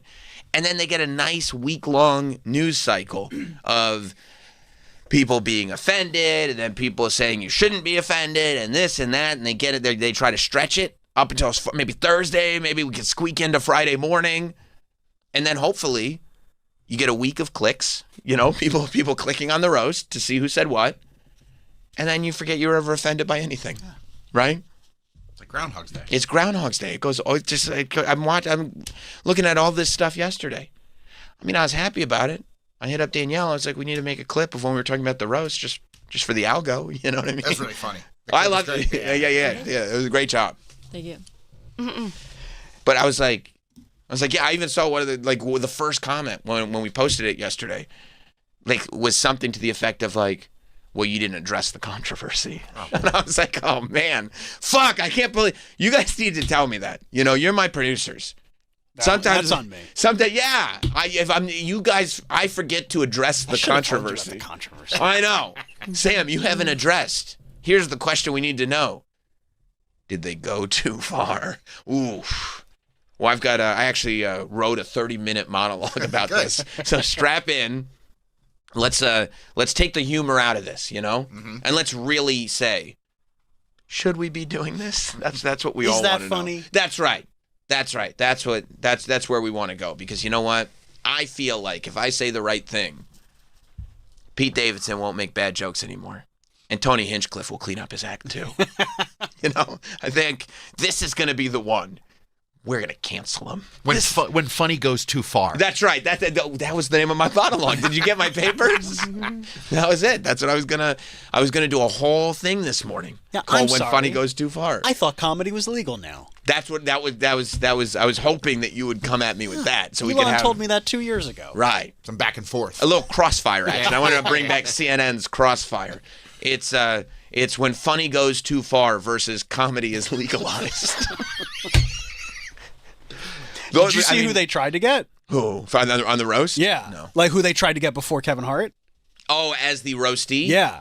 No. Jeff Ross said that they tried to get Paul McCartney. Like that was their guy that they tried to get. Paul McCartney. And everybody online yesterday was like, why would he ever say yes to that? Thank you. And it's like totally. Thank you. This is what I'm saying. He doesn't need to do that. But it's totally right. Like, yeah, why would you sit through people making fun of a Beatle? That's right. Bro, that's what I was saying. Yeah. I wouldn't want to make fun of me.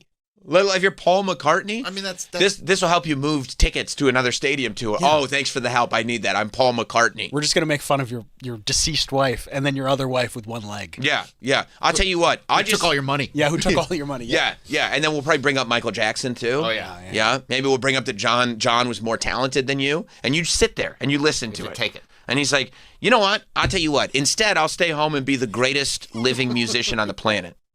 Does that work for you guys? I would probably boo if they did that. I wouldn't, yeah. Yeah. I don't want to see a Paul McCartney roast. I don't want to see it either. I don't really want to see any of these guys get roasted. Like, I kind of look the same way. I just like the comedians making fun of other comedians. That's fine. That's all I want to see. I like the Patrice O'Neill roast. I like the roast, Rich Voss roast. I love the Rich Voss roast. Even though I caught some strays in that one. It's the Voss roast. Comedians making fun of comedians, and they all came up together. And hey, they only roast the ones they love. So they love you. You know, because I've heard them talk shit about each other. Yeah, no. Like, I was sitting there when the Tom Brady roast happened. I mean, I get why this feels like it's right up Kevin Hart's alley, which is not. And he could take it. He could take it, yeah, and he's going to come back strong. Yeah. It's fine. It's fine. And I like that they had guys like Big J there that have known Kevin him forever. For 20 years. Yeah, no, of course not. When I was actually watching the Kevin, I was thinking I would never want to be roasted like this, but I was like, this is funny. Kevin Hart's perfect for this. That's the actual reality of it. But like Paul McCartney? No. Even when Tom Brady did it, I was like, what the fuck are you doing, dude? Why? And he regretted that. He should. You got all the money in the world. Why would you do this? I mean, I guess if you're trying to like not take yourself so seriously. But you know he takes himself so seriously. You know he does. But he's trying to change his image. Yeah. Why? Go home.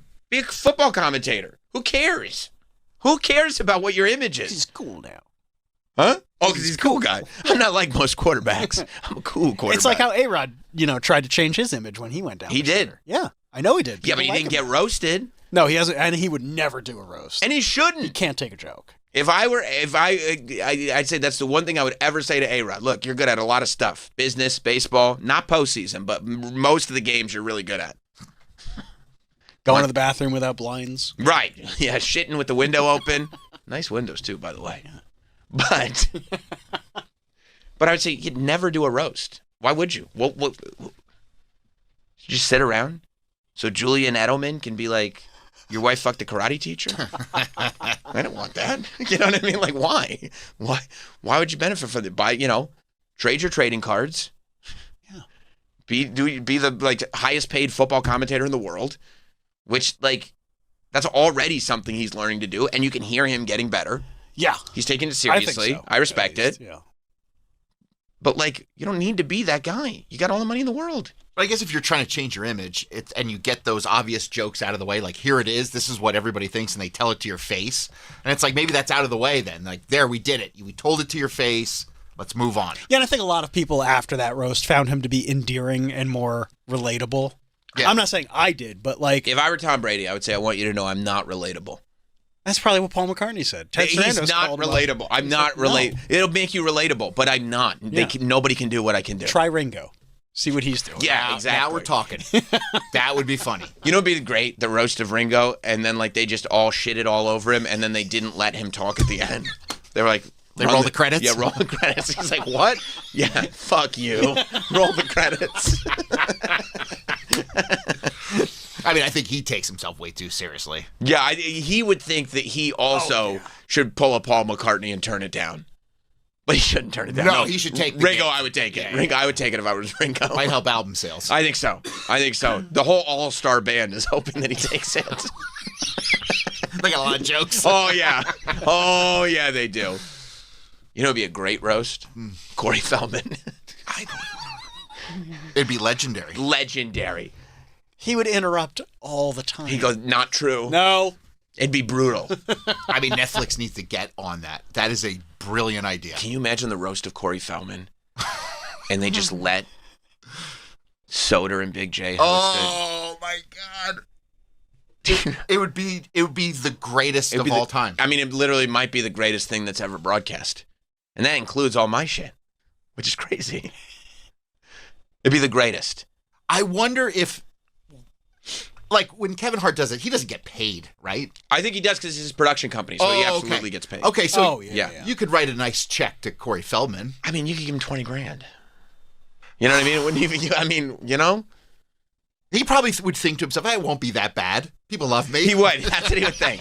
That's what he would think. He'd be in for a rude awakening. It would be tough for him, dog. Yeah. It would be tough for him. He'd be like, "What? This is what you guys think?" Yeah, he would absolutely be in for a rude awakening. Or he has such a lack of self-awareness that the jokes just bounce off him like you don't know what you're talking about. Yeah. What are you guys making things up now? My songs are great. What are you talking about? Can you imagine what they would say about... He would get so pissed, though. Remember when Steve-O got real pissed because, like, who was it? Was it Amy or somebody who brought up Ryan Dunn? I think it was Amy. Was it Schumer? Yeah, and Steve-O got pissed? Yeah.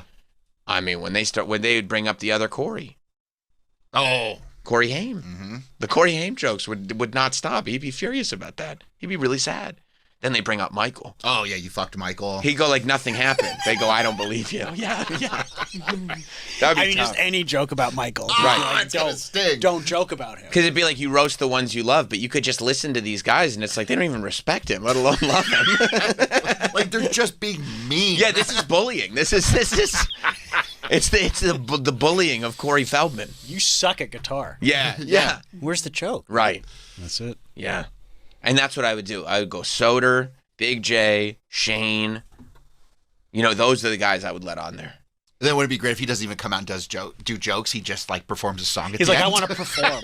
Yeah. I'll do it if I could perform. I want to use this opportunity. I'm going to tell you exactly what he would do. Tell me if you think I'm wrong. He would write his own set, thinking it was hilarious. Yes. It would not be very funny. Wouldn't get punched up by anybody. No. He would, yeah, because and he'd be impossible to work with. But his last joke would lead itself into a dance routine. And he would do a Michael dance at the end. It's so awesome. Do you think that he would or would not do that? Absolutely. Yes, he would. And all the producers would encourage it. They'd be like, that's a great idea. That's a great idea. That's a great idea. And I mean, knowing, like just watching him, listen to him not get any laughs, knowing he's got to do the Michael dance at the end. Like he's still got to do the dance. Yeah, you got to do it, bro. Teleprompter's running. Yeah. You think And it might Kevin go- Undergaro would call in every favor to be there? Every favor. Every favor. Yes, he tried to produce it. Yes, I do. I hope to God Netflix is listening. Well, I do too. Teddy. You don't even have to give me anything. Just putting it out into the universe. Yes. You know, this is called manifesting. The roast of Corey Feldman. I don't know anybody that I'd want to see more. No, I don't either. Those are the people who should be doing roasts. Not Tom Brady, not Paul McCartney, not, you know. No, why? Corey Feldman, $20K. You know, cash, 20K, unmarked bills. That's right. That's big money. Oh yeah, 20K. You couldn't use 20K? Of course. Yeah. Sure, Corey could too. We all could. Oh, Corey could use it. Yeah. Especially if it's non-taxable. Yeah. I think they would tax it. You just said cash. I know, but it's a very. They're going to 1099 him? Yeah, of course. Oh, he'd be so pissed too. They'd hit him with a 1099 at the end of the year. What the fuck? Why would you pay me cash if you're going to 1099 me? I owe how much? Yeah, you know what the government. Half. Yeah. $9,000. You're in California. Yeah. Oh, yeah, $11,000. Yeah, that'd be really tough, especially when like Chunk from the Goonies shows up. Chunk is up there going like, isn't he like a lawyer? He's a lawyer now. They'd get him though. They'd get him. He'd get up there. He'd be like, if you think he sucks now, you should have met him when he was a kid. What a fucking asshole. And legally, I can say that. Yeah. He'd know everything. He could say legally. He's a lawyer. Bring him all. Bring out the little Asian kid. Yeah, that's right. Well, yeah, he's an Academy Award winner now. That would be a big deal. Yeah. What's his face from Weapons? Kiefer Sutherland? He was not in the film Weapons. He could do it, though, because from Lost Boys, he'd be all drunk, just talking shit. Who from Weapons? No, you know, Josh Brolin. Josh Brolin, Goonies. Yeah. Josh Brolin would be up. He was always a fuck stick. That's what he would say. They could get a lot of... Yeah. And so there's like no jokes. They're just vicious. They're just being mean. Look, they just play his actual music video. Look how much this sucks. This is so bad. Yeah, and he's like...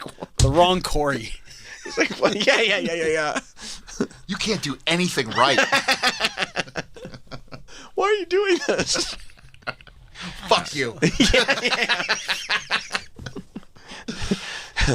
Yeah, no, I think it'd be really good. I think it'd be great. But roasted Corey Feldman, I'd be down with that. Let's make it happen. Yeah. Get Heather Graham. Yeah. Of course, license to drive. Yeah. She'd try to be nice about it, but then she'd like kind of catch the wave of where I the don't think night's she going. would. That's what I mean. She'd like show up going like, okay, we got some nice stuff, and then she'd feel the wave of where the evening's going, and she's like, oh, okay. Yeah, I caught a vibe during that. That she didn't like Corey Feldman? No. No, that she could be mean. When she's got a reason to be. Mm-hmm. Yeah. And she does. Because of Corey? Yeah. Because he sucks. Big J just punches up her jokes. Here, do these jokes instead. She's like, okay. Got it. He's literally writing on the dais, throwing her Post-its. Thanks, Jay. Yeah, I think it'd be great. I'm so glad Paul McCartney turned it down. Yeah.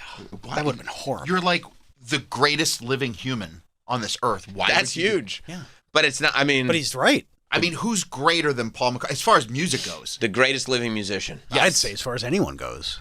I mean, he's in the conversation. If we did a tournament for greatest... living If we did person? a tournament for greatest living person... Paul McCartney, to me, that's a no-brainer. Because, you know, if you're just talking about greatness, Brady is on that greatest living person's list. Yeah. But... You know who didn't ever try to change his image? Michael Jordan. Oh. Everybody was like, that guy sucks in real life. He was like, good. Okay, fine. Good. I got 6 championships. Yeah. And a Hitler mustache. Yeah, I'm going to grow a Hitler mustache. And I'm going to do one of the best docs ever. Yeah. How do you like them apples? Yeah, literally nobody else has ever tried to bring back the Hitler mustache. No. Michael Jordan's like, I'll do that. I got it. How is this for changing my image? Hold my beer. Yeah. That's what I like in Oh, greatness. you want a new image? Yeah. I like when somebody's actually great at something, the idea of like, don't you want to change your image? No. I can do things that no one else can do. There's no reason for me to change my image. I'm going to try to play baseball because I seriously want to try to play baseball. Yeah, there's no other reason. See, I've retired from basketball. Look, I went to Hitler. I mean, that's a mini Hitler. It's insane. That's crazy. And he was like, and he was doing a National Hanes commercial. Wait till we get our Hanes on you. And he must have showed up to set with that thing, and they're like, what do you... Is someone going to talk to him about the mustache? You think everybody just went around to everybody else? Are we going to let like, this slide? Have you seen it? You guys like... And he was just walking around going, you guys like my Charlie Chaplin mustache? And they're like, yeah, Michael. Maybe it was one of those deals. You know how like some black dudes, they really love to get a thin mustache? Mm-hmm. Maybe it's just he kept shaving one side, then he's shaving the other to try to match it, and he's shaving the other, and all. It's like, well, I got a Hitler now. Well, I feel Why like wouldn't you just keep shaving? Yeah, I feel like once you get the Hitler, that's your sign to go like, oh, guy, I guess I got to shave the whole thing. Yeah, like, why stop? You know, the idea that you go, well, at least I still got a Hitler mustache. I'll leave that. Like, you know, if I went to the barber, sometimes they go, they take it down. I don't mind when they take it down, but like, you know, let's say they sloshed one side of it. I wouldn't go like, I probably just have them shave the whole thing. I wouldn't go like, okay, that's just one side. Just grab the other one. I'll do a Hitler mustache. It's also referred to as a toothbrush mustache. It's just a toothbrush mustache. Toothbrush. Just a toothbrush. It's a Hitler. Let's be honest. Hitler ruined the toothbrush mustache. Can we agree on that? Yes. I haven't seen it come back. That's the one, like, of all styles. I saw one guy rocking it one time. Who was that? Do you work here? Yes. Rest in peace. Yeah. Yeah. I mean, that was so fucking funny. But at no point was he advertising it as a toothbrush mustache. No. Yeah. Yeah. Yeah. Yeah. I mean, I couldn't believe the balls he had to walk down the hallway. He's a legend. A legend. Legend. But yeah, I mean, that's the one. Every style comes back except for one. Yep. There's one that won't. Although, who knows, man? Maybe it'll come back. I don't think so.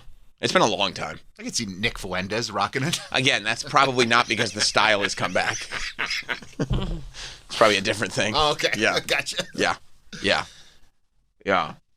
I think, yeah, I just feel like we need to go back to, like, roasting people like that, you know? Corey Feldmans of the world. Not the people that are really good at shit.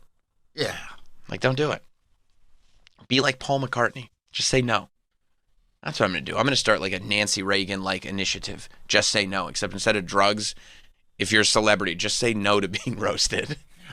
You know? It's not going to, they're going to be mean. He's like, bro, I wrote Let It Be. Right. Yeah, shut up. Shut up. Hey, they all want to insult you. We'll give you money. What? I have more money than anything. Yeah. I literally, like, started 3 bands. They're all great. All awesome. Yeah. They said, what are you going to do after the Beatles? I said, I'll do solo. I'll do Wings. Whatever. They're all going to be successful. I'm me. Yeah, I'm Paul McCartney. Yeah. How the fuck did you even get this number? Lose it. Lose this number. He's like, I'm literally Ted Sarandos, dude. And he's like, I don't know what that means. I'm Paul McCartney. Yeah, I respect it. I hope that's like, and it also, when you find out that happened, it makes me go, okay, Paul McCartney greatness over Tom Brady greatness. Absolutely. I say Michael Jordan greatness over Tom Brady greatness. Because Michael Jordan wouldn't put up with that bullshit. No.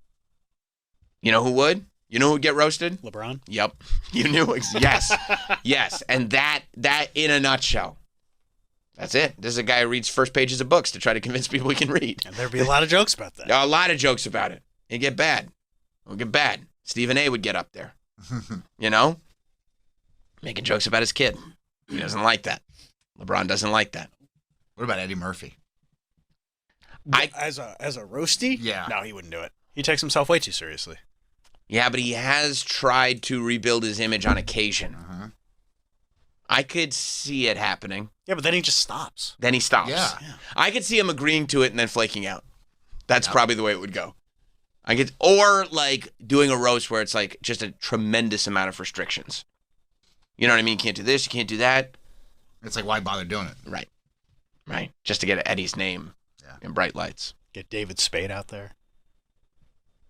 Yeah. Because he held that grudge forever. With Eddie Murphy? With Eddie Murphy, because David Spade made fun of Eddie Murphy on SNL. And that's why Eddie didn't come back to SNL. On Update, right? For decades. Yes. He called Lorne. He was like, how dare you make fun of me? I saved your show. Which is fair. Which is Eddie fair, Murphy. but like... Also, a joke is a joke, though. Like, it was a really funny joke. It's a funny joke. Like, why you're a funny guy. Can't you let that slide? I mean, you just put a picture of Eddie Murphy and say, look, kids, a falling star. I'd be pissed. I'd be pissed if I were Eddie Murphy. Yeah, I get it, but you get David Spade out there like you got Cat Williams. That's true. By the way, That's why I could never do the roast. If Cat Williams came out and I had a grudge with him, I'd be like, I don't want to extend an olive branch to you. I don't want you here. Who invited you? That seemed very staged. Yeah. Cat was so good. Great. When he said just because Kevin Hart went to a Diddy party doesn't mean Kevin Hart did anything wrong. The fact that Kevin Hart gets quiet when you bring up Diddy parties means Kevin Hart did something wrong. And I'm sure you noticed, because I did, but usually at the end of the roast, your segment, you say something nice. Yeah. He skipped that part. Cat was just like, thank you. Thank you. I've said what I needed to say. Yeah. All right, let's take a break before we get in trouble. Okay. Travis was so mad at me yesterday. Actually, I don't think he was mad at me. I think he was mad at somebody on the phone who kept arguing in circles. Yeah, it was just enough. Yeah. Someone who's being petulant. Yeah. Yes! Good use of the word. Danielle. You know what? Maybe we do word of the day. That's the secret word. Ah! You got that joke, right? Yeah. Pee-wee. We'll be right back. Stay there. Hey, come on. Don't move. More Sam Roberts Show in a few. Oh, yeah. I do have a beef with Shakira because one time her hips lied to me. What? Yeah, they did. Oh, baby, when you're talking like that. That's pretty good. Been waiting all my life for that moment. You're always free to do an impression. Chris does a couple. Guy there thought thing. Now try to do this. Now, California. My breast is morning. The Bennington Show, weekdays at noon East and anytime on the SiriusXM app. The 2026 NASCAR All-Star Race, live for the first time ever from the Monster Mile in Dover, Delaware. It's a $1 million winner-take-all shootout. NASCAR's biggest stars. Denny Hamlin, Joey Logano, Kyle Larson. He wins the $1 million. $1 million, baby! Woo! You're the man. Sunday, 1 p.m. Eastern. Full weekend coverage on SiriusXM NASCAR Radio, Channel 90, in the car, and on the SiriusXM app. Everything you got, light it up, cowboy. Go, go, go, go, go. All season long, IndyCar is on Fox. The green is out and racing is on. Alex Palou. Sensational. Otto Award. Joseph Newgarden. Are you kidding me? And Indy's top drivers put it all on the line. Every race, all season long. He's going for it. Oh! Fox is the home for IndyCar. Welcome to the fastest racing on Earth.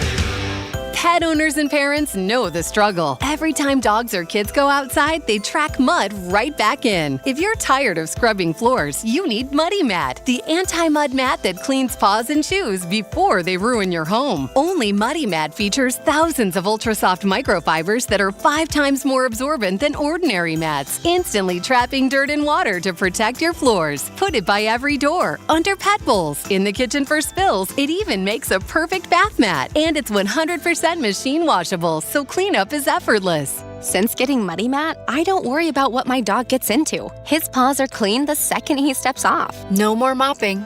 I love it. Thank you, Muddy Mat. Right now, get a free medium Muddy Mat with your order of 2 or more mats at buymuddymat.com. This offer is only available at buymuddymat.com. That's buymuddymat.com. Don't wait. Get your free Muddy Mat today at buymuddymat.com. Looking for a little extra fun? Chumba Casino lets you play for free with daily login rewards and a cheeky little welcome bonus when you sign up. Explore hundreds of online social casino games and jump in whenever it works for you. No routines, no pressure, just entertainment on your terms. That's Chumba. Only available in permitted states. No purchase necessary. See terms and conditions for details. VGW Group. Void where prohibited by law. 21+. Earn an accredited MBA in as few as 16 months for about $21K at University of Maryland Global Campus. Explore 10 specializations, including finance, HR, cyber technology, and more. Plus, showcase the value of your MBA with a comprehensive learner record and digitally demonstrate in-demand skills and credentials to employers. No application fee if you apply by June 1st. Learn more at umgc.edu. Certified to operate in Virginia by SCHEV. We planned our investments well for retirement, but I wish we had more cash. Don't they know they're sitting on a gold mine? Nope, they don't know that if you own a life insurance policy of $100,000 or more, you may be able to sell all or part of it to Coventry for cash, even a term policy. Don't lapse or surrender your policy before finding out what it's worth. Call Coventry Direct at 800-411-9200 or visit CoventryDirect.com to find out if you're sitting on a gold mine. That's 800-411-9200. Call now. New album and tour? Check. Next, the Black Crowes take control of the Southern Rock Channel. Brothers and sisters, Chris Robinson here. Hear an intimate performance in front of a few hundred listeners from Austin, Texas. SiriusXM Southern Rock, hosted by Rich and me, Chris Robinson of the Black Crowes, through June 11th. Tomorrow, in the SiriusXM app, included with most subscriptions on your phone, computer, Alexa, TV, or wherever you stream. Hey, I'm Mike Slater. My dad passed away at the age of 63. He was in great health. Was out of nowhere. Had a stroke. And super hard, obviously, for the whole family. But my dad had life insurance. So even after he passed away, he was still able to provide for my mom. And of course, by extension, my brother and I. This is why I have life insurance for my family, for my wife and 4 kids. And the best place to get life insurance is ethos.com. Because you can do it in 10 minutes. And there's no medical exam and no blood test. Just a few health questions. 10 minutes. You're covered. Your family is covered. You can get $2 million in coverage for $2 a day. That's a 10-year term life policy for a 35-year-old healthy, non-smoking male. We don't like to talk about death in our culture, but everyone's going to die. You are going to die. Get life insurance in 10 minutes so your family is protected. Ethos, ETHOS, ethos.com/free. Rates may vary, billed monthly.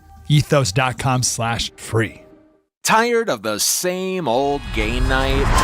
Switch things up with Chumba Casino. Play over 200 free online social casino games. From classic slots and blackjack to exclusive in-house favorites you won't find anywhere else. However long you got, you can play your way, anytime, anywhere. Make your next chill night a little more fun with Chumba Casino. Only available in permitted states. No purchase necessary. See terms and conditions for details. VGW Group. Void where prohibited by law. 21+. Ryan Reynolds here from Mint Mobile. I don't know if you knew this, but anyone can get the same premium wireless for $15 a month plan that I've been enjoying. It's not just for celebrities. So do like I did and have one of your assistants switch you to Mint Mobile today. Visit mintmobile.com/radio. Upfront payment of $45 for 3-month plan, equivalent to $15 per month required. Intro rate first 3 months only, then full price plan options available. Taxes and fees extra. See full terms at mintmobile.com. Isn't life just better with a dog? They're our companions, our comfort, our family. They sense when we're sad and stay close. They greet us like we've been gone for years, even though it's only been 20 minutes. Service dogs change lives. Therapy dogs, they heal hearts. Every dog makes our world brighter every day. Dogs give us everything they have. Don't you think they deserve the same? And you can't give your dog their best life while feeding them food that's stripped out of all the life nutrition. That's why Rough Greens puts it all back. You simply sprinkle it on their food. It's packed with probiotics, enzymes, omega oils, and over 20 life vitamins and minerals.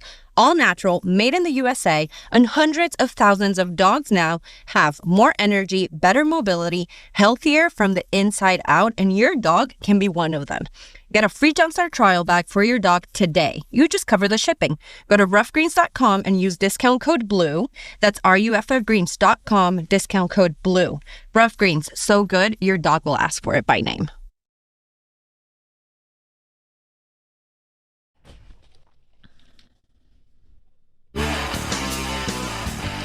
Oh, you're trying to keep those floors clean? Hardwood, tile, carpet? It's a constant battle, especially when the dog comes running in with muddy paws and tracks it everywhere. Hope that's mud.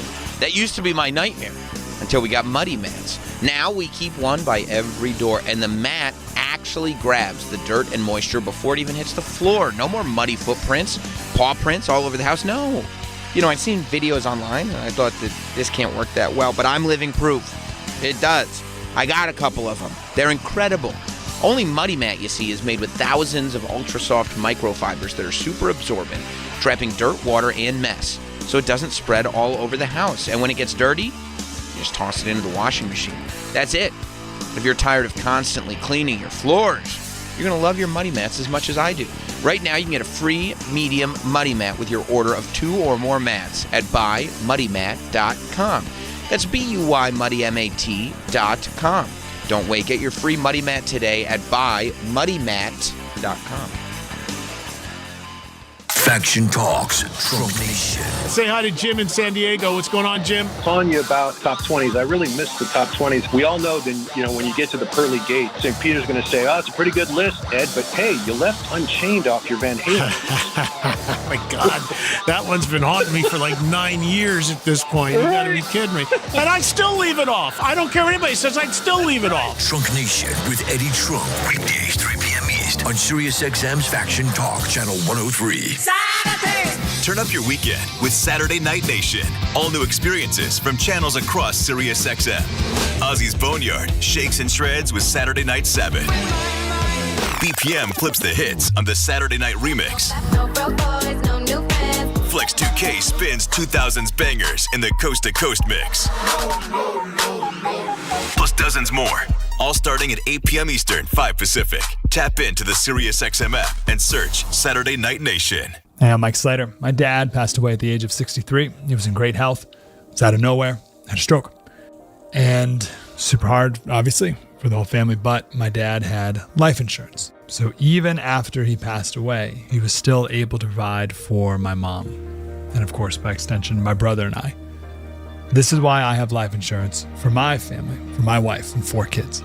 And the best place to get life insurance is ethos.com. Because you can do it in 10 minutes. And there's no medical exam and no blood test. Just a few health questions. 10 minutes. You're covered. Your family is covered. You can get $2 million in coverage for $2 a day. That's a 10-year term life policy for a 35-year-old healthy, non-smoking male. We don't like to talk about death in our culture, but everyone's going to die. You are going to die. Get life insurance in 10 minutes so your family is protected. Ethos, ETHOS, ethos.com/free. Rates may vary, billed monthly. ethos.com/free. Everyone needs to take care of their mental health, even running back Bijan Robinson. When I'm on the field and feeling the pressure, I usually just take a deep breath. When I'm just breathing and seeing what's in front of me, everything just slows down. It just makes me feel great before I run the play. Just like Bijan, we all need a strong mental game on and off the field. Make a game plan for your mental health at loveyourmindplaybook.org. Love your mind. Brought to you by the Huntsman Mental Health Foundation, the Arthur M. Blank Family Foundation, and the Ad Council. Tired of the same old game night? Switch things up with Chumba Casino. Play over 200 free online social casino games. From classic slots and blackjack to exclusive in-house favorites you won't find anywhere else. However long you got, you can play your way, anytime, anywhere. Make your next chill night a little more fun with Chumba Casino. Only available in permitted states. No purchase necessary. See terms and conditions for details. VGW Group. Void where prohibited by law. 21+. Here's the deal. The government is over $38 trillion in debt, which means the IRS isn't slowing down. And the tax code is complex and unforgiving. So it's not surprising if you're one of the millions of Americans that owe back taxes to the IRS. Unfortunately, they're the world's most powerful collection agency, with the ability to garnish your wages, seize your bank accounts, and even take your home or business. But don't be stressed or worried any longer. We're Optima Tax Relief, America's most trusted tax resolution firm. We have resolved over $3 billion. Roberts, SXM. Speaking of real millionaire shit, I don't know if you guys heard about this, but so you know how in the sports card world, they really are finding ways to create value in these cards. They're trying to get away from the junk wax as much as possible. The junk wax was the 90s era where cards got big in the 80s. And then in the 90s, they just printed off tons and tons and tons and tons and tons and tons of them and convinced you. It was like when they made that The Death of Superman comic book. And everybody goes, this is going to be the one to have. Everybody's going to find value in it, right?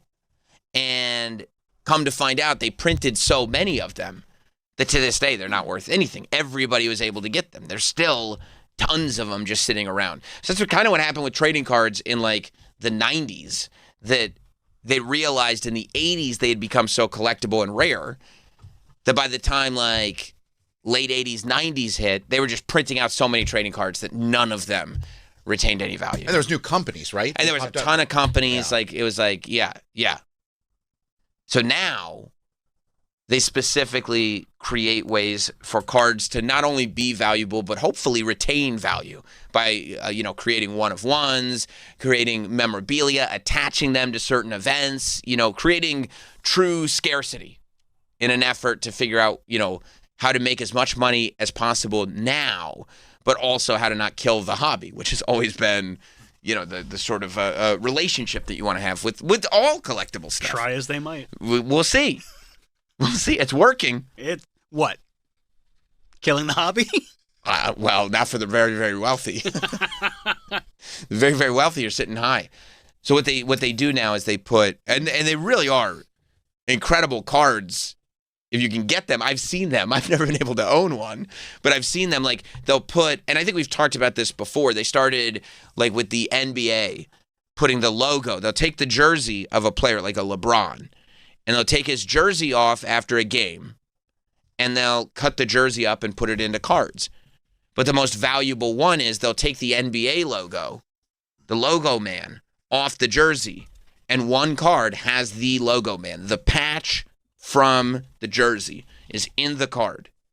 And so that there can only possibly be, that's a one-of-one. There's only the one patch from that one jersey. So that's a true, like, I know exactly what this is. A lot of times it might say what game it's from.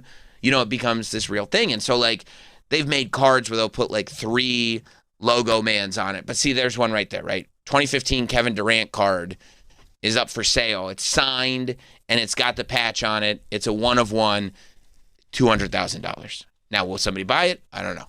But is that just a card or is it a necklace?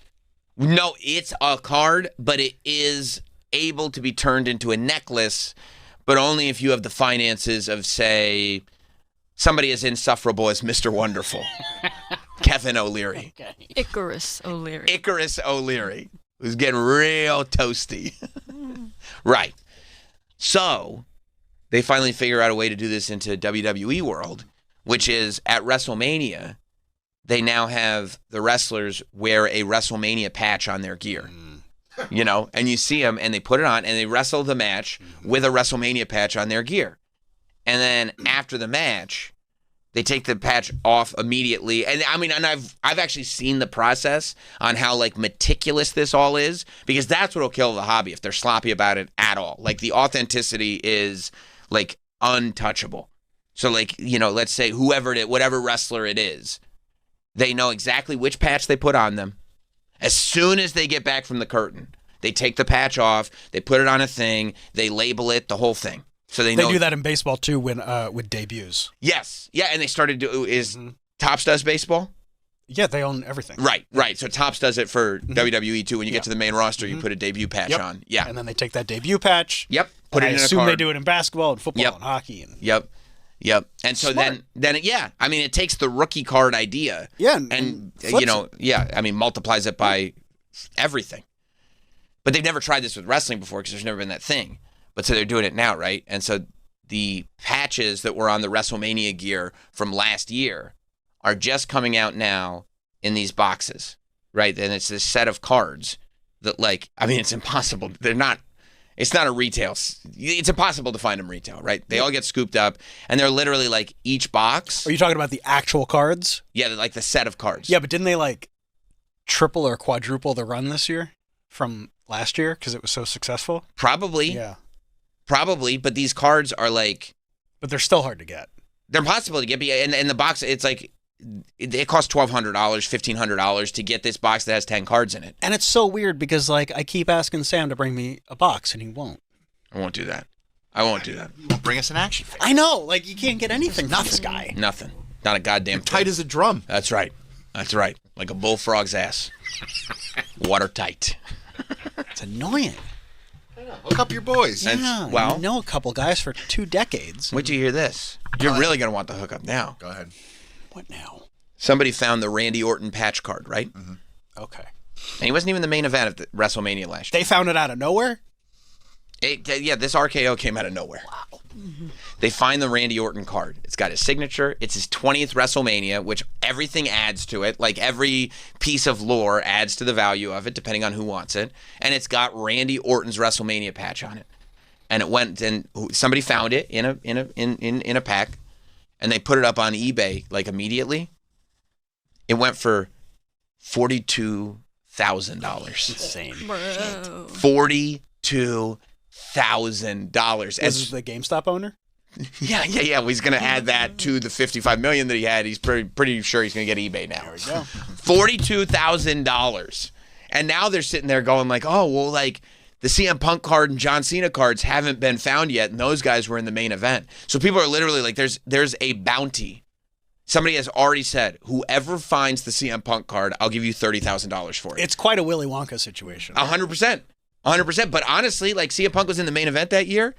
I wouldn't sell it for $30,000. If that went for $42,000, I mean, CM Punk's you put it up on $50 or $60K. Let it was the John market Cena. Decide how. It was John Cena's last main event. I wouldn't be surprised if that John Cena card goes for six figures for one card.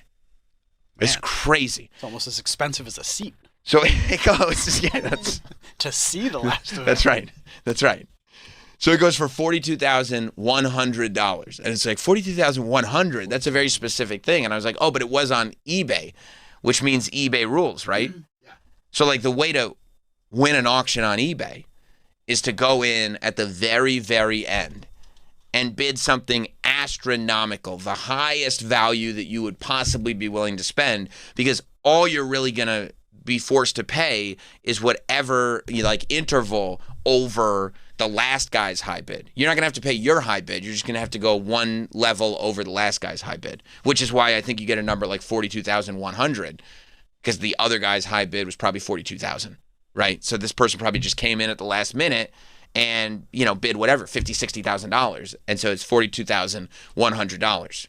And the reason that we know that it was an eBay sniper that came in and grabbed this at the last minute, because I guess, we were talking yesterday about what the Knicks are doing while they're waiting for the Eastern Conference Finals to begin.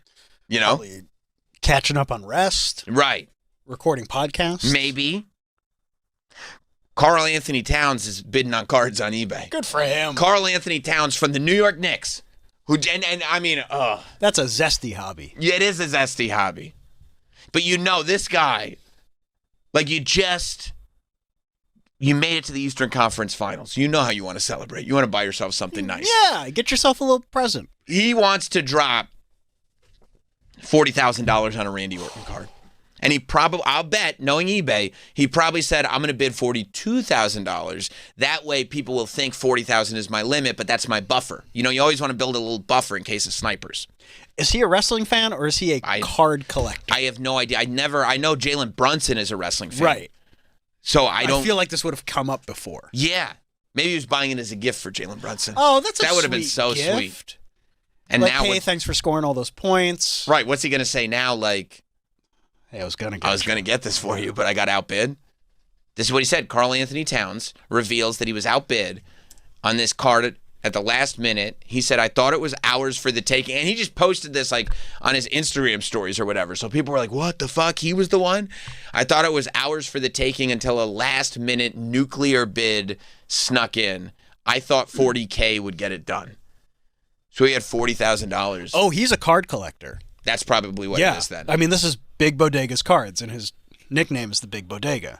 Oh, this is his company? Yeah. Oh.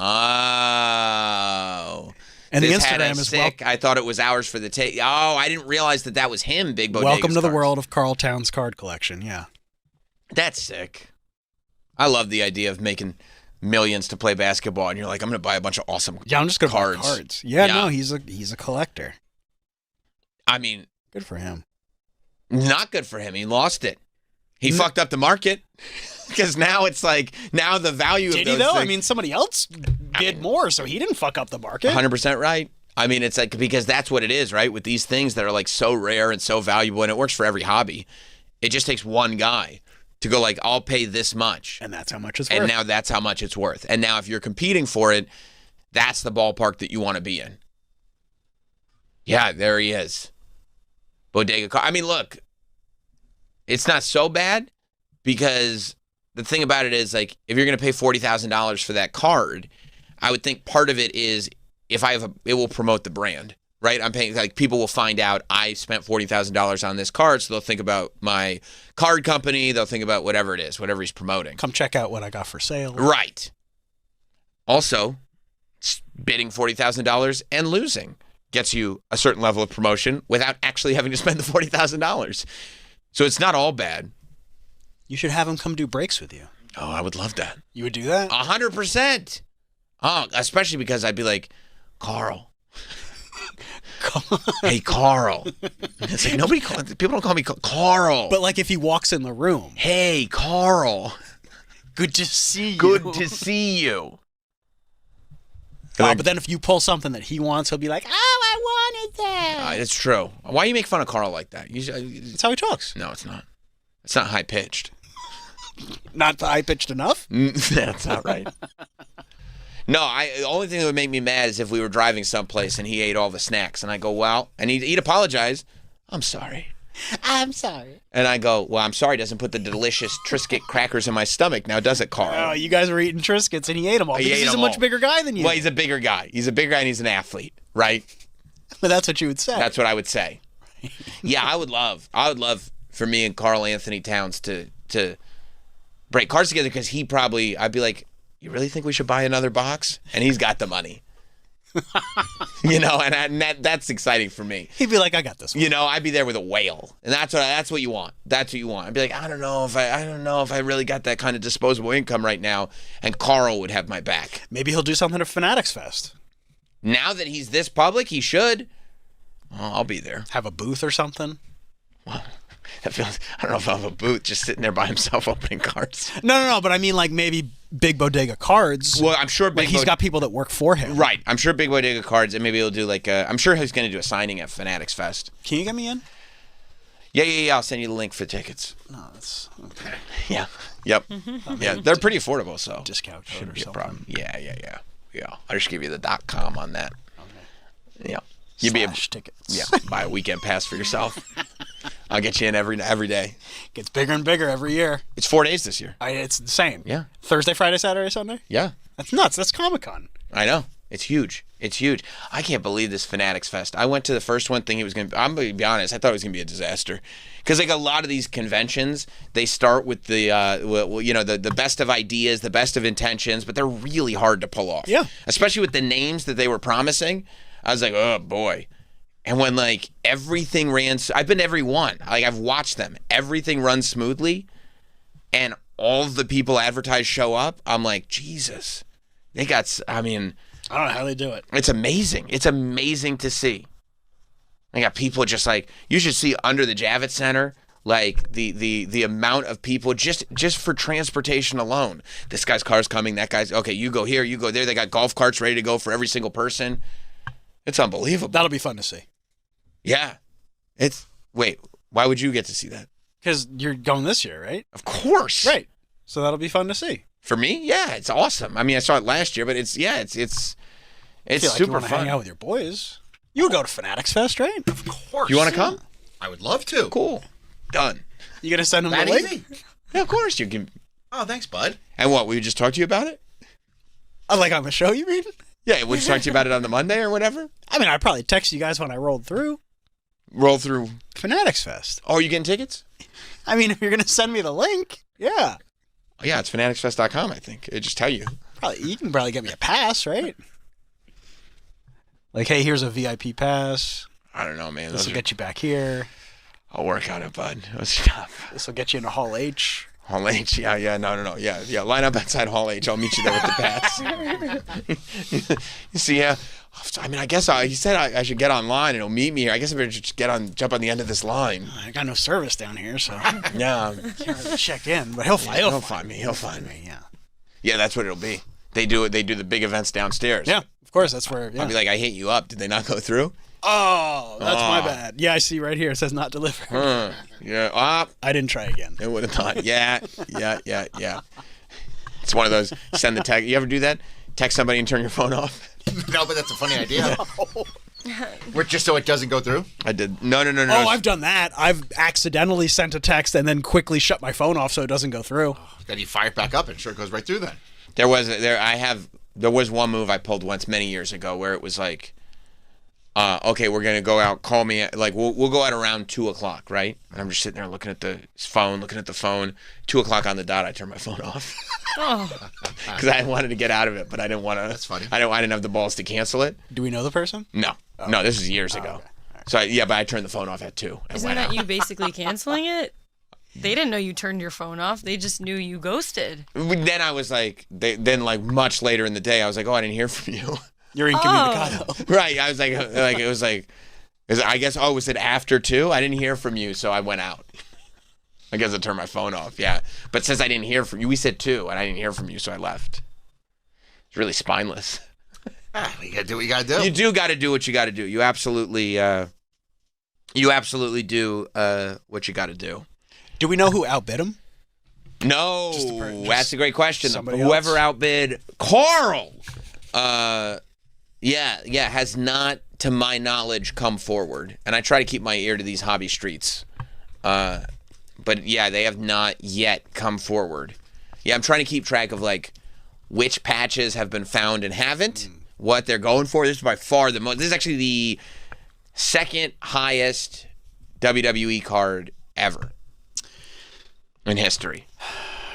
What's first? It was just like some Rock and John Cena? No, it was like I think it was from the Panini set before Topps was even doing it. Oh, okay, so they're harder to get. And it was like a Rock 1 of 1, but it wasn't signed or anything. It was just it's a 1 of 1. I think it's a PSA 9 or 10. Sure, it's just much harder to get. Yeah, but it went for like 100, and I think it might have happened maybe during the pandemic. So that's when it's like, you know what I mean? Yeah. But I think it went for 6 figures. Somebody spent their whole COVID check on it. Yeah, they did. Yeah, they got the refund check. I saw Randy Orton tweeted about this. Yeah, Randy Orton was like, whoever paid $42,000 for this should be entitled to the throw. Yeah, whoever bought this card should be entitled to the throwback gear I wore at WrestleMania 41. And I immediately went, whoa. Oh, and Cat's like, what the fuck? Yeah. I'm over here going like, excuse me. Even I'm like, Randy, if I realized that the gear from WrestleMania was part of this, like... I didn't know that was a package deal. Yeah, I'm hitting up J.P. Morgan and getting myself a nice $40K loan. I'm trying to get that gear. You know, I didn't realize we were talking gear here. You know what I do? And this is smart, I think. Go ahead. If I got the Randy Orton gear... I'd rip the patch out of the card, stick it back on the gear. No, then the card's worthless. No, but now the gear is full. That's worth more, right? That's smart, right? Look what I did. Yeah, rip the patch right out, put it back on the gear. Because he wore the patch on like the tongue of his boot or something like that. You'd have to like break open the PSA thing. Oh, I'd crack it right open. You could do it with a hammer. I'd crack it right open, rip the card out. Get this pesky patch out. Get the patch out, stick it right on. And then I get the gear in the mail. And he'd be like, here's the gear. And I'd be like, Randy, the boots aren't in here. And he's like, well, I said the gear, not the boots. I said, Randy, I've already ripped the patch out. You would rip it before you even got them. I'd be so excited. That is short-sighted. I'd be so excited. I go, Randy, I need the boots. I ripped my address. It's coming. Oh, my God. Randy, I paid $42,000 for this card, Randy. I need the boots. Well, the boots are going to cost a little more. Yeah. Yeah, no. If I'm Randy Orton, because Randy's not seeing the 40K on this. So No. If I'm Randy Orton, I go, whoever bought this card should be entitled to the throwback gear I wore at WrestleMania for an additional $35,000. I mean, there's plenty of players who like collect their own cards, you know, but I know. But they go through it like the real way. I know. But here's the problem, right? When players collect their own cards, because now every card has multiple parallels, which it's like, you're definitely going to be able to get your card. You're definitely going to be able to get the 1 of 250, the 1 of 100, the 1 of 50 even maybe. Now you get into the 1 of 25. Then you get into the 1 of 10, 1 of 5, 1 of 1. There's going to be a 1 of 1, right? And now you have to find the collectors that have it. And when you're the player, you should honestly go through a broker, because when you're the player who's like, well, I'm looking, this is my card, I need the card. Not only do they know you have money because you're an athlete, but they know how much you need the card because it's emotionally attached to you. You are getting the worst price imaginable for it. I've seen like in card collector Reddits, like people posting eBay messages like, hey, this is me. I would love to buy this card. I would love to trade you for this card. Yeah, I'll figure out some kind of memorabilia. I have a game-used ball. Yeah. I have like something, and they really try to... And then there's also, I love seeing the messages like, so-and-so just bought this card. It's so-and-so's mom, you know? And Yes. like the parents are buying their kids' cards. And like so many times you'll see the seller be like, it was like a $5 card. I refunded her and I just sent her the card. Like, Yeah. you know, like. Or when, what's his name? The pitcher's girlfriend got him the card. Who? Paul Skeens? Yeah. Livy Dunn. Livy Dunn. Yeah. Wasn't she offering like you can hang out with me in the suite? Yeah, with his MLB debut card. Yeah, because they wanted the MLB debut patch. And they knew, because of Paul Skeens, is like, you know, not only is he great now, but he's young. Yeah. That it's like, this is the type of thing that you can really start to talk about value. Yeah. Because you're going to start placing potential value on it based on if he goes where we think he's going to go. This card's going to be stupid. Yeah. So she's like, well, what if I hang out with you at lunch? Oh, yeah, I'll sit down. I'll eat a kale salad with you. Yeah. Then can I have the card? Can I go to Baywatch? No.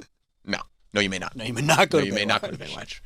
Yeah. No, I love that some athletes like are even not famous, like just regular, you know, guys hitting 8th in the lineup. Oh, yeah. Cards worth $5. Like they're hunting their own cards. Bro, I'm trying to get a Topps card. I'd be hunting my own cards. Doesn't Megan have one? No, it's a digital card. Do you have a digital card? I don't know.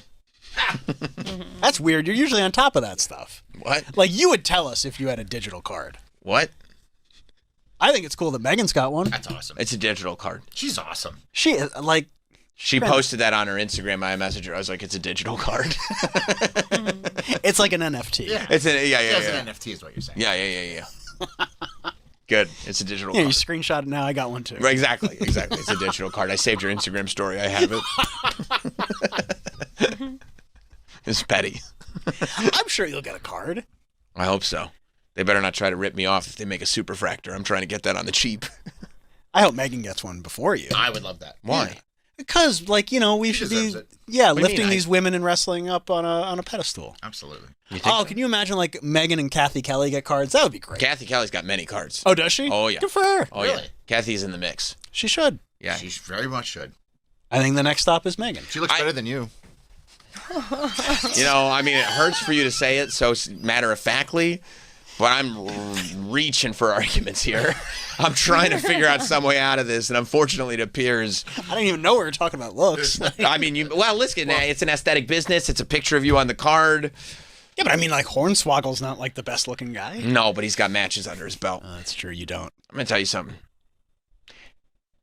She is a better-looking human being than I am. You may be right about that. So the card is would be more desirable with I her don't know, on it. but maybe. I guarantee it. I'm telling you. Who would you rather have, a card of me or Kathy Kelly? Kathy Kelly all day. I've known you for years. I know, but Like, if you were ripping packs. Mm-hmm. I'd be like, oh, Kathy Kelly! What if you saw me? Ooh. I'm like, oh, I'll put it in my bike spokes. Troy, that'll damage the card. Yeah, but it sounds like I'm driving a motorcycle. Yeah. Yeah, you don't understand, Sam. It sounds cool. Yeah, you have 4 Kathy Kellys. Yeah, I know. I keep them all. I'm getting them great. No, I would never mind if Kathy Kelly or Megan got a card. I start getting a little iffy when I'm opening WWE packs and Jason Kelsey has a WWE card. I was going to ask, does Peter Rosenberg have a card? No. Okay, now you want one before him. Yeah. Yeah, I do. Yeah, of course. But already, I mean, opening packs and being like, why would Jason Kelsey? WWE? Yeah, he's a WWE superstar. Is he? Yeah. He made one appearance. Yeah, he's probably going to go to the Hall of Fame. I mean, he probably will go. I mean, that's a true statement. That's actually 100% right. Yeah, you'll get one eventually. I hope so. Yeah. I Believe hope in so. yourself. Okay. Yeah, I mean, it's just a matter of time till it happens. Yeah. I mean, plus they're going to run out like, of people to give cards to. A card's cool, but like an action figure is way cooler. Action figure is better. They were selling Sam action figure in the Backlash store. It's weird when you're shopping in the Backlash store and you're also for sale at the Backlash store. By itself? No. Oh, Build a buy- figure. yeah. Yeah, I'm not. Yeah. Did you just kind of like hang around, like hoping somebody noticed? I took a picture in front of it. I took a little selfie. You know. You're like, oh, you're picking that one up. Oh, You're standing there with a Sharpie, like, yeah, if anybody that's needs That's right. signed. That's right. I went full Virgil. I said I'll sign the figure for $20 before you purchase it. I was trying to convince him. No, you should buy the whole set. Yeah, you should get there. You should really get all. You're gonna want to build a figure in this one. It's a good one. Can you get out of my way? I'm looking for something else. No, I'm not gonna get out of your way. Buy this set, all 4. Yeah. I did see the. Oh, you know what? They announced that The Tonight Show and the Jimmy Kimmel Tonight Show. Nope. I think so. The Jimmy Fallon Tonight Show, the Tonight Show with Jimmy Fallon and the Tonight Show with Jimmy Kimmel. That's better. Right, sorry. Are, because the Tonight Show with Stephen Colbert is getting canceled, or got canceled, I guess. And it's, next week is the end? And so the other two Tonight Shows are going to run reruns. So that... What's a rerun? I don't know. You'll find out when you're older. Yeah, the other two Tonight Shows are going to run reruns so that Stephen Colbert's Tonight Show has no competition. Which, I mean, is on one end, it's a very nice thing to do. But on the other end, it does make me miss, like, the cutthroat, late night wars. Those have been over for... I mean, these guys have podcasts together. They got podcasts. They do each other's shows and everything. I liked it when they wouldn't speak to each other. I like it that they still don't speak to each other. Yeah. I like that Letterman holds a grudge. Yeah. You know what I mean? And not only holds a grudge, he's like, I don't like that guy, and also I don't think his skill level is where it needs to be. Yeah. Like I like that. I got excited when it wasn't a nice thing to do.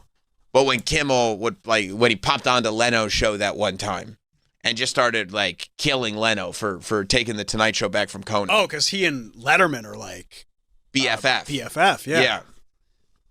But everyone's getting along now. The Tonight Show will go dark opposite Late Show series finale. I wonder if, because Jimmy Kimmel said he was doing it first, I would imagine that the Tonight Show people were like, well, now we got to do it. Oh, fuck. You know what I mean? We got to do it. And then I heard Byron Allen was offering a show to every network. He was like, whatever these shows are taking off, I got shows. You guys aren't going to be live. Right. He went to NBC. He was like, what do you think of Comics Unleashed? We could throw one of those on there. We're going to do it on ABC as well?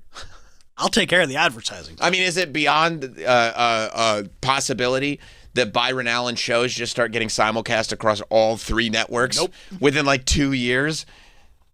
They just go well, I don't know. We could pay $50,000 and just have Byron Allen shows run on all three networks. I mean, it's the easiest thing for a network to do. Right. He's like, I got the shows. Yeah. He's taking care of the advertising. I know. They don't have to, CBS doesn't have to worry about a single thing. So he almost like a radio gig where you go and you just get the time and then you sell the show. Yeah. I think he already had the half hour after Colbert. I think Comics Unleashed was already. It was already on. It was already on after Colbert. Now he's just taking an hour and a half. Right. He's gonna do Comics Unleashed in the Colbert spot, and then he does a game show about comedians. Yeah. In the other spot. And CBS is just selling him the time. And then he sells the ads. He sells the ads. He takes care of everything. That's crazy, man. They're just make sure it's loaded in the system. Yeah. Yeah. Just send us. He's like, okay. Send us the file. A lot of these were done 2 years ago. So if you want, I got them all. You can load up the rest of the year if you want. Yeah, it's a wild thing, man, to see it all go down that way. It is. He ends next Thursday, I think. That's crazy, man. It's the end of an era. Because I think it's not just Colbert leaving is when you realize oh shit, this is ending. This is the first one. Too. Yeah, this is ending. Yeah. And it should. What, the whole late night thing? Yeah, I mean, it's been over for a long time. Yeah. I do probably think that politics has something to do with this. Politics as usual. But CBS probably isn't sad that they don't have to pay this money anymore. I think politics sped it up. Yeah, absolutely. Yeah, I think politics sped it up, and they were like, well, we were going to do it anyway, And it's a great excuse. That's where it's so dangerous, right?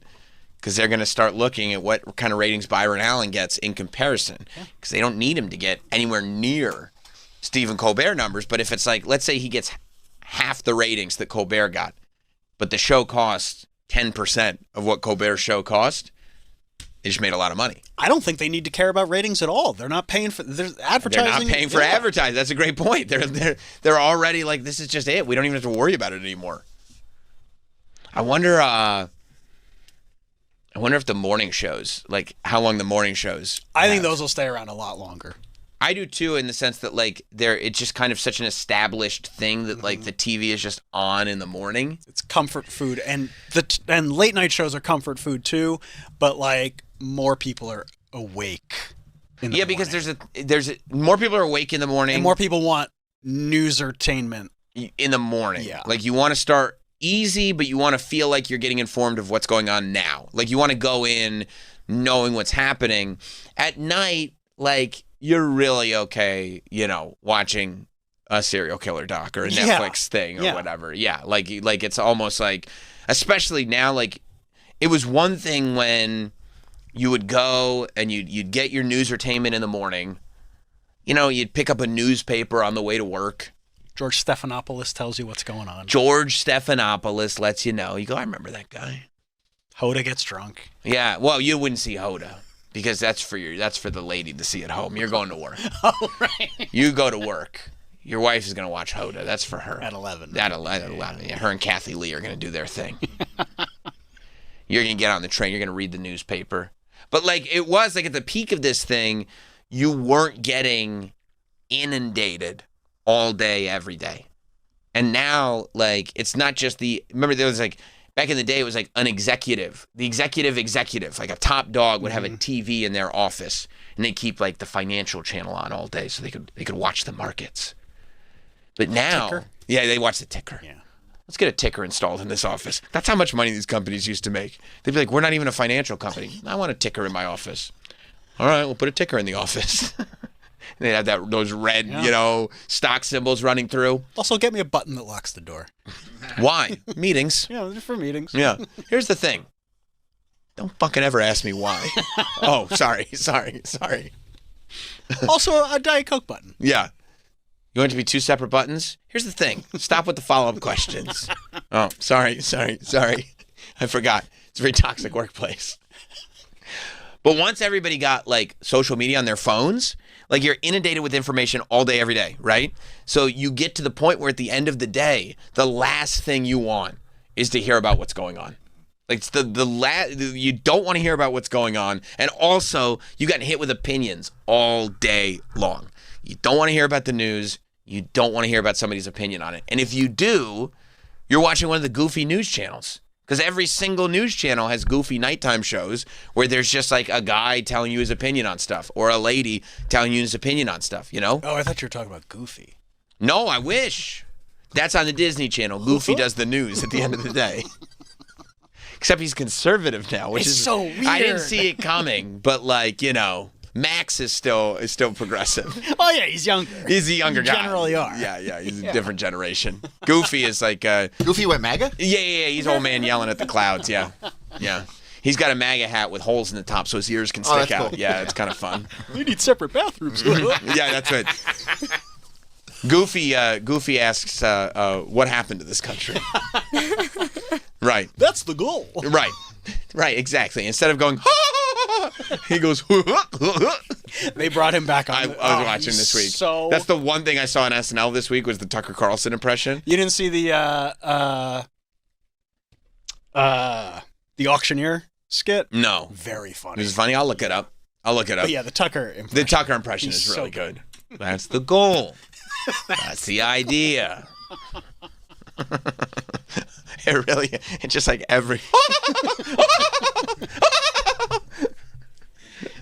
That's what they want. That's the goal. You're like, what? But yeah. Yeah. No, nobody wants that at night. So yeah. By the time you get to night, after you've like worked all day, listened to, and every one of your idiot coworkers has an opinion too that they just love to share.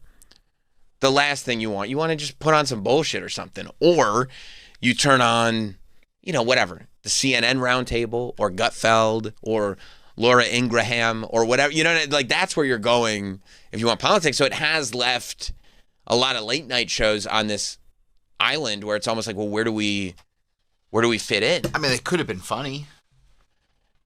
Yeah. I mean, that seems like that would be the way to go. But something happened where they zapped the funny. I guess so, but then Jimmy Fallon tries to be funny and he comes across as just like so. Well, he just comes across like a doormat. Like vanilla funny. Yeah. Fallon? Yeah. Yeah. Whereas like if you're just like, I mean, look, yeah, I guess. I don't know who that show's for. I don't either. Fallon show? Yeah. No, I don't know either. I have no idea.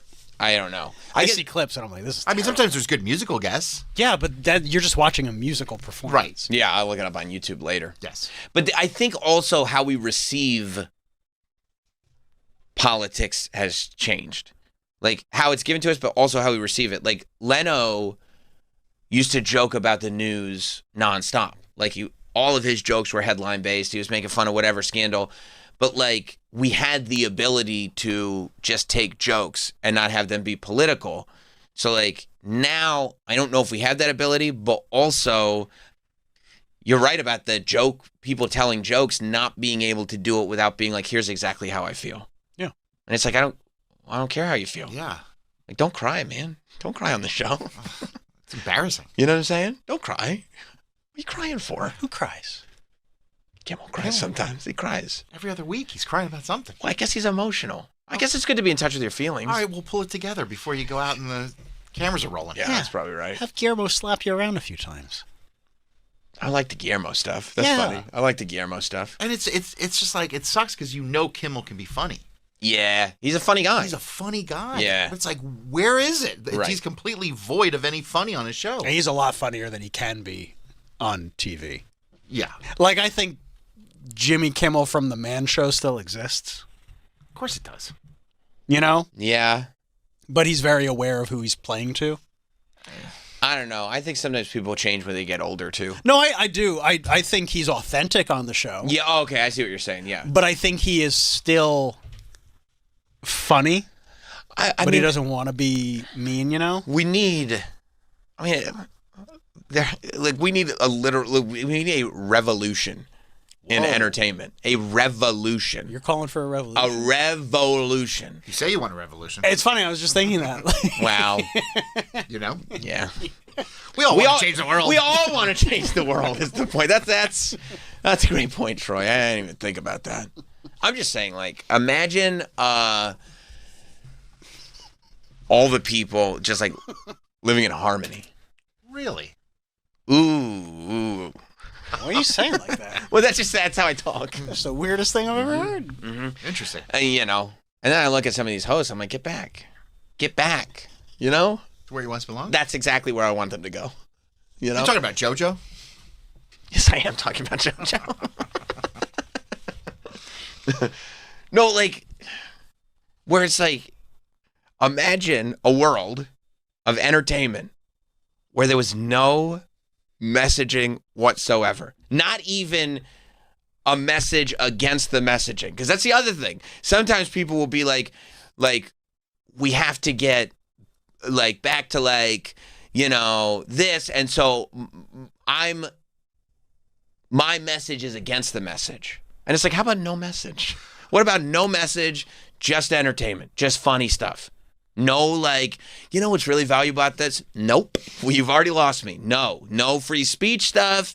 No, well, I'm against cancel. I don't care what you're against. I don't care what you're for. Just entertainment. I think that's what Fallon tried to do. Yeah, but, I mean, he's not entertaining. No, So I know. it's like- That's the problem. Yeah. Like, you know who's excellent at that? Conan O'Brien.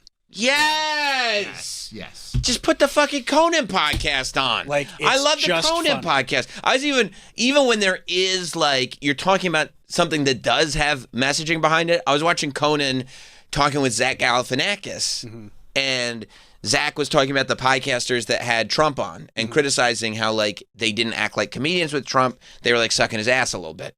And, like, not literally. I'm glad you had me clarify that. It's a fat ass. Yeah. It's a lot. Yeah, I know. It's a lot down there. But, like, even in that instance, there was no point where Conan was going, and you know, now that you've said that, and starts talking about these bigger political ideas, you're just like, he's just a dude. You know what it is? It still seems like he enjoys doing a show. Yeah. And has a nice life because he loves doing a show. The only time he ever came across as unhappy was when they didn't let him do a show. Remember, he went on tour and he would sing songs about the fact that he just wanted to do a show. You know, that's what you want. That's the best. That's why I 100%. That's why that podcast is so good. Because he's just like a guy who likes to have fun, talk to fun people, and do a fun show. And have a good time doing a show. Theorize who may have killed his parents. I mean, when he could sit there and have fun with his friends, Jason Bateman and Batman from Lego Movie. Will Arnett. And go, yeah, we can all have fun with this. And you don't feel like it's the roast of Kevin Hart where they're like, look how dead your dad is. You're just like...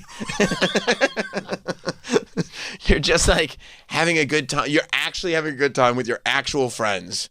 And there's no weird undercurrent of anything. There's no need, like, there's no think pieces about that show. No. There's no, let's take a deeper look.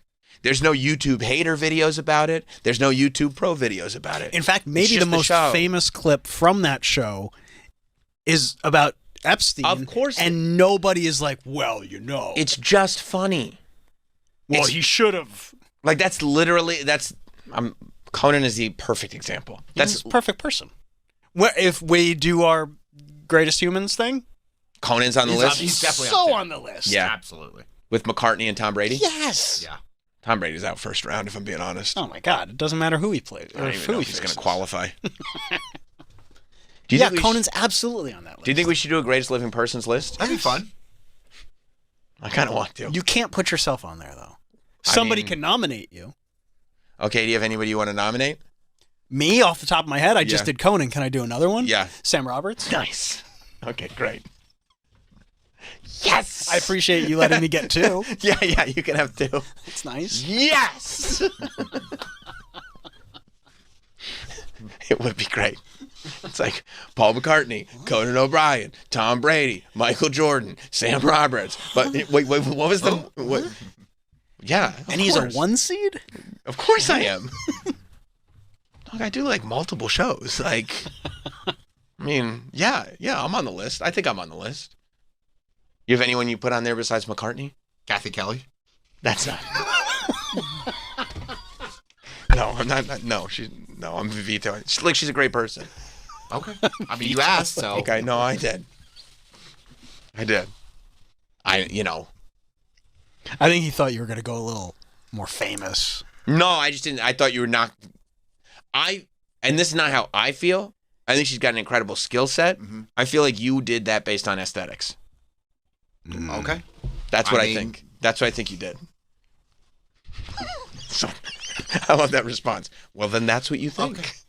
You know? Allowed to think what you want to think. Yeah, I mean, I know who one person would want on the list. Yeah, The Rock. Oh, that's a great idea. Why didn't I think of that? Of course, The Rock would be on the list. Of course, he has to be. I think somebody. I mean, we have to kind of put a limit on wrestlers because it'll all be, if you vote, it'll all be wrestlers. Oh, yeah. The Rock's more than a wrestler, so he wouldn't be in the wrestler category. You know, he does everything. Well, that's just cheating. That's just letting you get another wrestler in.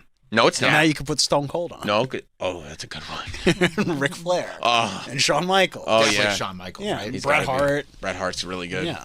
Roman. I mean, got to put a limit on that. Well, you want to do best wrestler tournament? No. Okay. Save that for your that's at noon. Yeah. I'll ask Sumo about that. Yeah. I think somebody would want Miley Cyrus on the list. Well, I mean, they have to be household names too. They do. Miley's like everyone you guys just mentioned are not household names, by the way. Conan O'Brien, Paul McCartney, the last few wrestlers. Oh, well, yeah, no, I'm just I don't think Bret Hart's gonna make it. Yeah, I think Sam was just being He's silly. the best there ever was. But is he the best there ever will be? Yeah, and he's also, by the way, if we're talking about right now, present only, the best there is. Oh, okay, maybe he should be on the list. Well, yeah, I mean, I feel like I'd also argue Beyonce. I mean, I don't know. I mean, is Beyonce what she was? It doesn't matter. We're talking about overall body of work. I don't think Paul McCartney is good today as he was back then. That's not a slight. He's way better than most people his age. But that body of work is untouchable. I mean, Beyonce's got hits. But I wouldn't mind touching that body. You feel me? You talking about Paul McCartney? No, dude. We're talking about Beyonce. I'm sorry. What are you talking about? I looked down at my text. Follow us, dude. What are you talking about? I was looking at something else. No, of course not. Ew, gross. What the fuck? Why does he always make it weird? Have you noticed that? Yeah. He always makes it weird. Weird and uncomfortable. Yeah. I wasn't trying to do that. Did I make it weird? Yes. A little bit. Mike Fenoya has a suggestion. What's Mike Fenoya's suggestion? Adam Sandler. Oh. I kind of think so. Yeah. He's beloved. He's so beloved. You writing these down? Yeah. You writing all the wrestlers down? Not all of them. I am going to put Rock on. Oh, yeah, absolutely. Okay. Yeah. Rock does make it on. No, I didn't say that in jest. I've got Paul McCartney, Miley Cyrus, Adam Sandler, Conan O'Brien. Beyonce. I don't know if Beyonce. Really? I love Beyonce. Really? I just thought she was like that. She is Between that. Destiny's Child and all her Coachellas and her kids and Jay-Z, Blue Ivy. Yeah, like, no, I don't the think- movies, she's made Homecoming, like, you know. Maybe you guys just don't know about her. Like I that. do. I was obsessed with Beyonce for a period of Yeah, I time in love my Beyonce. life. She's huge. She's huge. Greatest human, living human? Greatest living human. And she's not still doing it. That's so She's not got a body true. of work.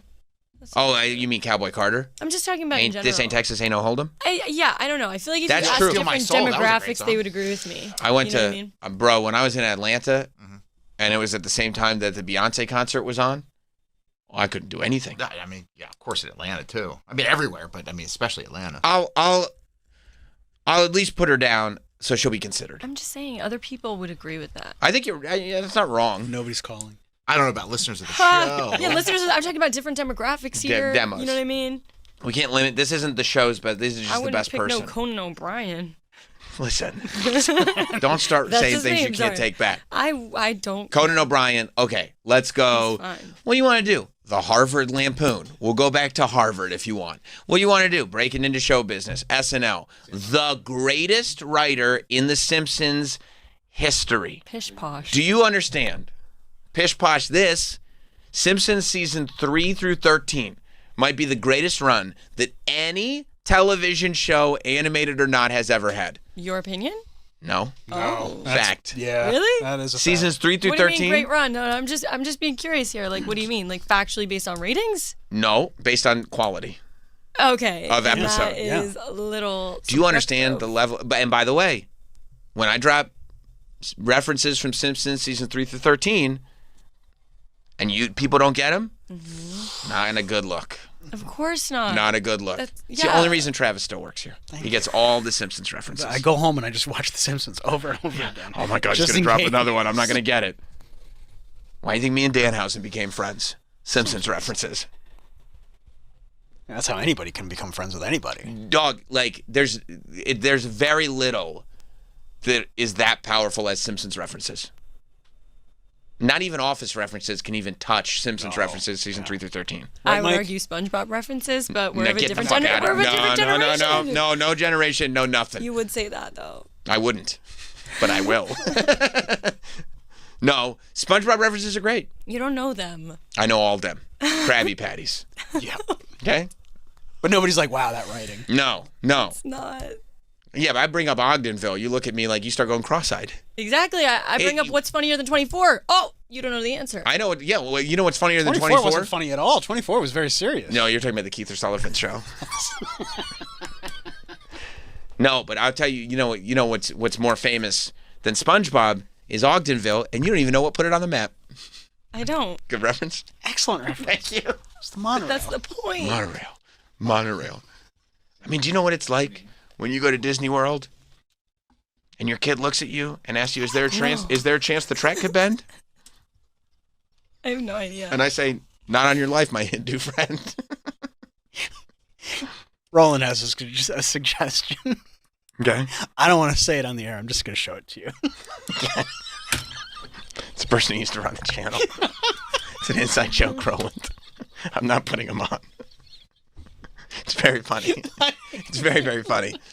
No, I mean, Conan goes from Harvard Lampoon to SNL to Simpsons seasons 3 through 13, which is untouchable, to the Conan O'Brien show, which, I mean, you want to talk about, you don't understand your generation.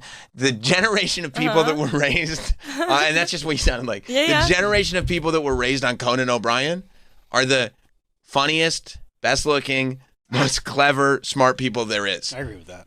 Okay?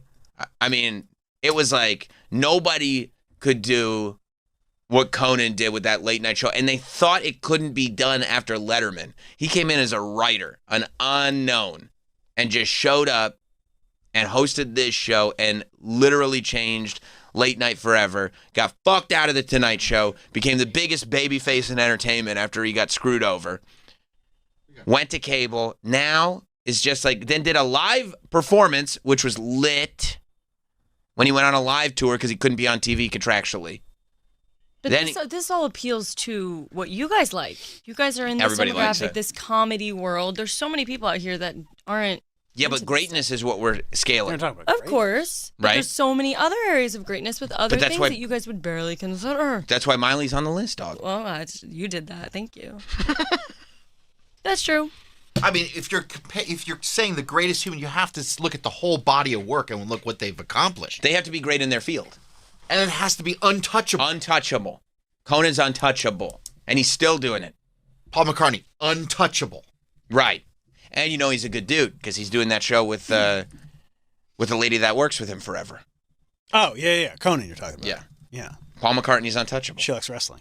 She does? Mm-hmm. Give her my number. Paul McCartney's untouchable. Adam Sandler is going to end up being a conversation, but I would argue untouchable, especially because of the kick out after when he was down. It was close. It was close for a second. He was down for 2.5, and then he kicked out. Yeah, you have to be beloved. You have to be beloved, and you have to do right by your people. Yeah. He's always done right he by does his right by people. his people. Right. Nobody else is putting Rob Schneider in movies. I don't know why you had to attack Rob Schneider like that. I'm just saying. Nobody else is putting Rob Schneider in movies. A couple angry phone calls, all of a sudden you're not a fan anymore. You get yelled at one afternoon. One afternoon, big deal. Clip is up.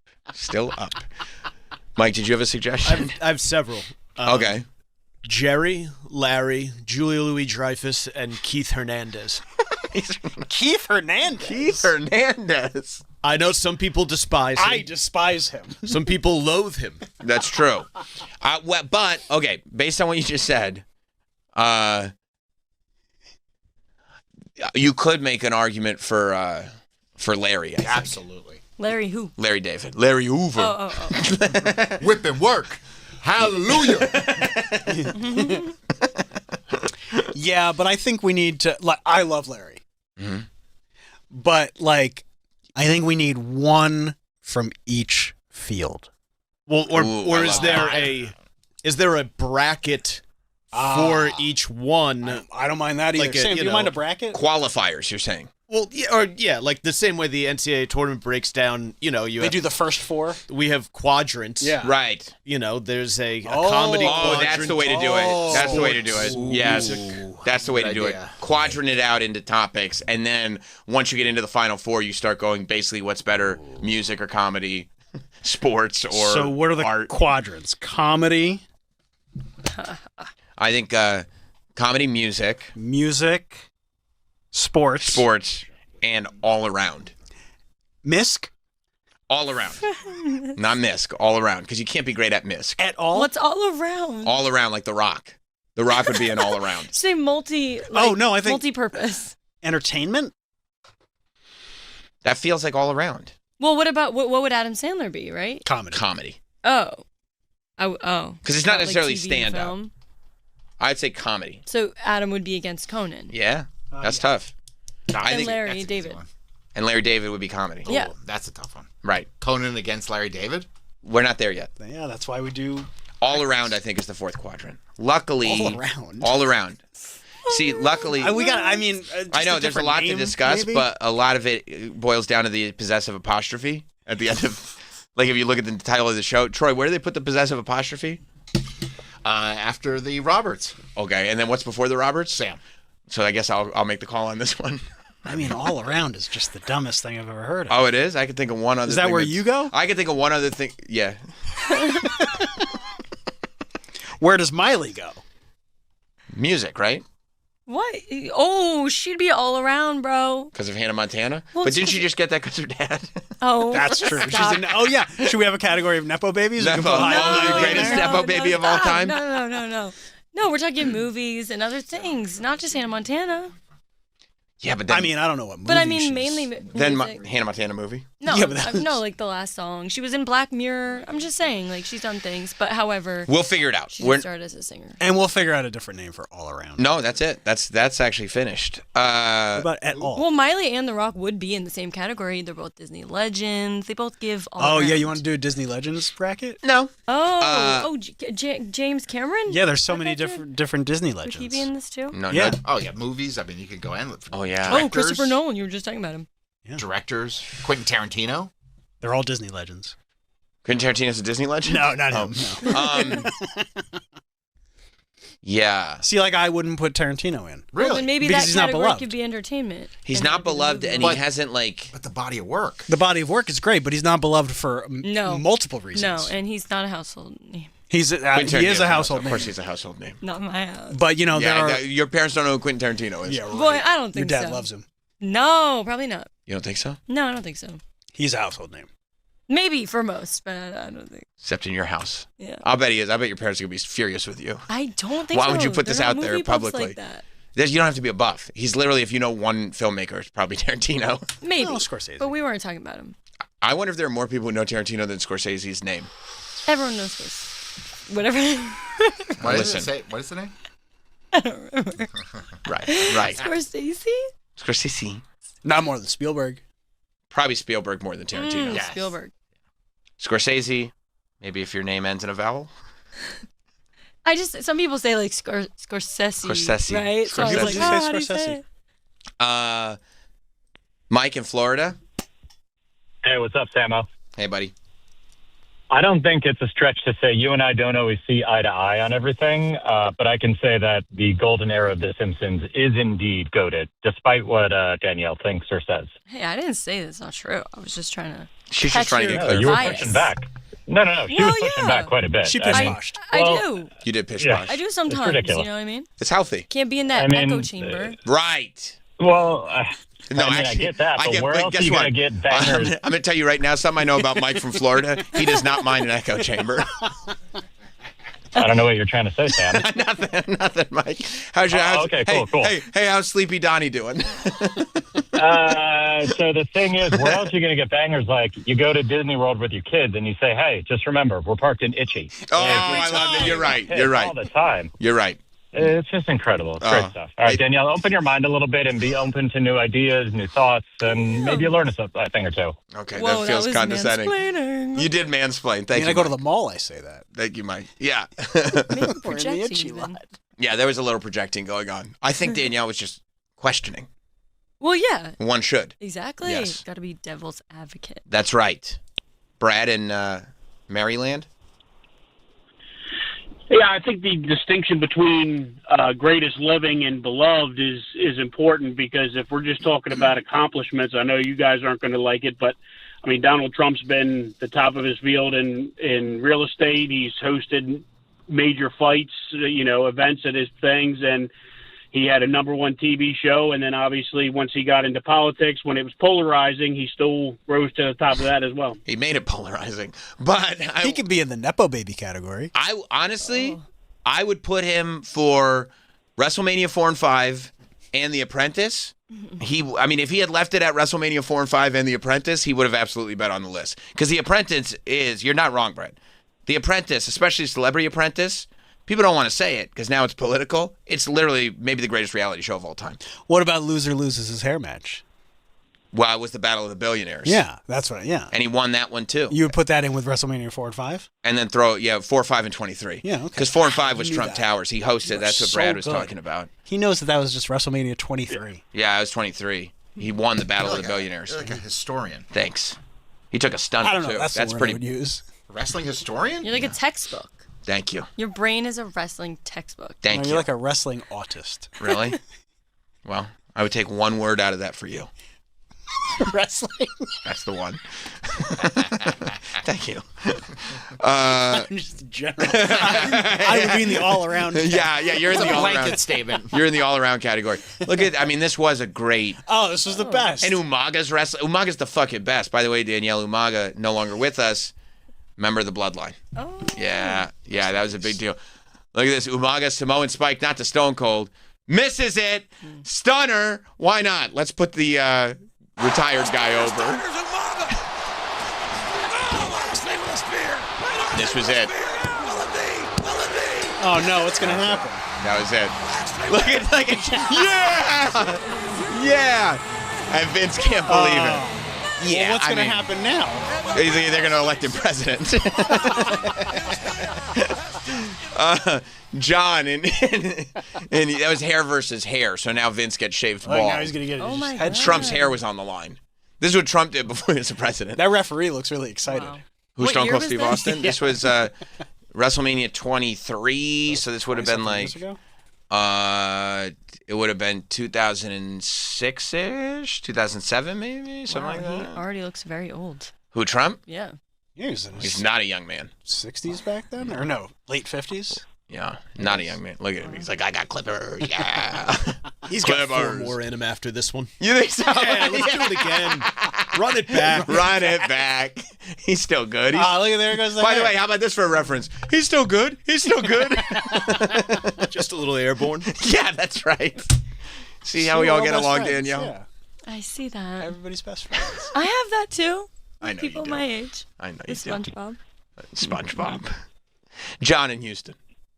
Hey, good morning. What about Joe Rogan? He's got, the biggest podcast ever. He's beloved by everyone. He's got a huge influence, cult following. I don't think you can comedy be mothership. I don't think you'd be beloved by everybody and have a cult following. I think I don't think he's the greatest. I think too polarizing. I mean, it's incredible what he's done. I mean, the level to which he grew that podcast. Absolutely. Yeah. And the influence with which he's achieved without even really intending to is unbelievable. He changed the whole genre for everybody. Absolutely. His accomplishments have impacted the success of everybody after. But I don't think it's in the spirit of what this list is. I think you're right. Yeah. Yeah. See Dana in Boston. Yeah, so when you're talking about beloved, I don't know how we got so far in the conversation without talking about Shaq. Who doesn't love Shaq? Shaq might be on the Shaq wouldn't be on the sports list, but he might be in the all-around list. Because of the Shaq-a-roni? Because of the Shaq-a-roni and because of those big Shaq gummies. And because of his work on Inside the NBA talking about gas. I mean, Shaq really is great. He's also DJ Diesel. I forgot about, and he had Shaq Fu, DJ Diesel. And he goes to the general. What's he trying to do? Save time. Okay. Honestly, Dana, that's a good call. I think you got to put Shaq on there. Okay. Just because I don't think you would ever have anybody go Shaq is not one of the greatest. Is he in the all-around category? All around, not sports, all around. Still a stupid name, but okay. Oh, really? Yeah. You know what we should name if we want to make it a stupider name? The Travis Taft category. Is that a good idea, Don't Troy? give him that much credit, though. Troy, you don't like that idea, right? I love it. Yeah. Because we're just trying to think of the stupidest name that we can think of. Just the most idiot name ever. Scott in Chicago. What's up, Scott? Hey, one of your great friends, Neil deGrasse Tyson, best for the all-around. Listen, I get the all-around. In his field, much like Rogan, in his field, nobody trumps him. However, much like Rogan as well, from another end of the spectrum, he's very polarizing these days. A lot of people hate Neil deGrasse Tyson. A lot of people. Not me, but love seeing it. Okay, see what I mean? You see what I mean? Like, we can't. I mean, he loves to be a bummer. Well, some of these movies are not accurate. That's not accurate. Okay, fine. Have fun. Yeah, I'm having a good time. Yeah, asshole. Well, you would say to his face. Say it to his face, Travis. No. So I can't put Neil deGrasse Tyson on, even though I think he's awesome. I can't. It's too polarizing. And he's not big enough. I did not know who he was before he came in the studio. You're better off that way. Yeah, great. Seriously, though. That's fair. To you guys, he is, but no. for real. That one, I'll accept on that one. Like Neil deGrasse Tyson versus Beyonce? Come on. What are we doing? Beyonce all day. Yeah. Cannot be in the same tournament. I would take it. I take it. I accept that. You are okay with that? Yeah, Trump? of course. Right. He sucks. Okay, that's not how I feel. That's not how the show feels. I thought my mic was off. Some of these things, it's okay. You just think them. You know what I mean? Okay, I'll remember that. Okay. Sorry, buddy. No, it's fine. We can always be better. We're always improving. Wheezy in Tennessee. Hey, how about crash test dummies for the all-around? Damn it, Wheezy. That list is closed. I think that's a great idea. No, we're not putting crash tests. I don't know what Canada has been feeding these people. Thank you, Wheezy. That's In the getting all the music way down category to Tennessee. or No. all around? No music category, no nothing. That list is closed. I'm going to put them on the maybe Do not put them on that maybe list. I mean, if swear to Beyonce's God, on the if you maybe when I list- ask you to remind me, if you bring up the goddamn crash test dummies, I'm going to flip my lid, Travis. Oh, no. Don't flip your lid. Oh, I'll flip it. We got to get. I can't even want to talk about this anymore. The list is open, though. This list is open. It's official. We're not doing the sketch comedy thing. We did. That was great for just making the list. Fun, yeah. It was fun for what it was. I think it's time to determine the greatest living human being. Whoa. Okay, I think it is time, and we can do that here. We're going to figure out these quadrants. Only one that we know for sure we're keeping is all around. That's the only one The other ones are up in the air. That one we know for sure we're keeping. But we're going to keep making this list. Right now on my list, Go ahead. Yeah, I want to make sure that we have the same thing. I have Miley Cyrus, Paul McCartney, Adam Sandler, Conan O'Brien, Sam Roberts. Right, I forgot to put you. No, how could you? I got it. You nominated it. No, I know. This is my fault. I wouldn't have put it on. Uh-huh. The Rock. Yep. Beyonce. I mean, some of these feel like sympathy ads, but okay. What you feels said like sympathy ad? Beyonce's on the maybe list. These are all everything's I'm just a maybe saying, when list you right Google now. goats, Beyonce is in there. Like the That's your only algorithm. musician in there. Yeah. Larry David. Oh, okay. Shaq. Tom Brady? Tom Brady. Crash test dummies. Not crash test dummies. What feels like sympathy? Yeah, I mean, You want me to say it out loud? I know who's getting knocked out. You think it's Beyonce? Listen, we know how much somebody loves Miley Cyrus. Bro, I didn't even tell him to do that. He wrote it down. Listen. And you don't know about Miley like that. And she is mean, the way that she is progressing in her career. Of course. But she's not in the same world as Paul McCartney. Well, then maybe she won't make it that far. True, bro. It's actually not true. Are you joking? I'm kidding. I don't know. Are you, I'm just saying. But you said in the same world. But like she's done covers and sung with like all these people. I mean, she wouldn't even She be is in in the the same top world. greatest living 50 musicians. Oh! Take that back. That's weird for you to say. She wouldn't. Try. I mean, Danielle, your Would you put her over Jacob Dylan?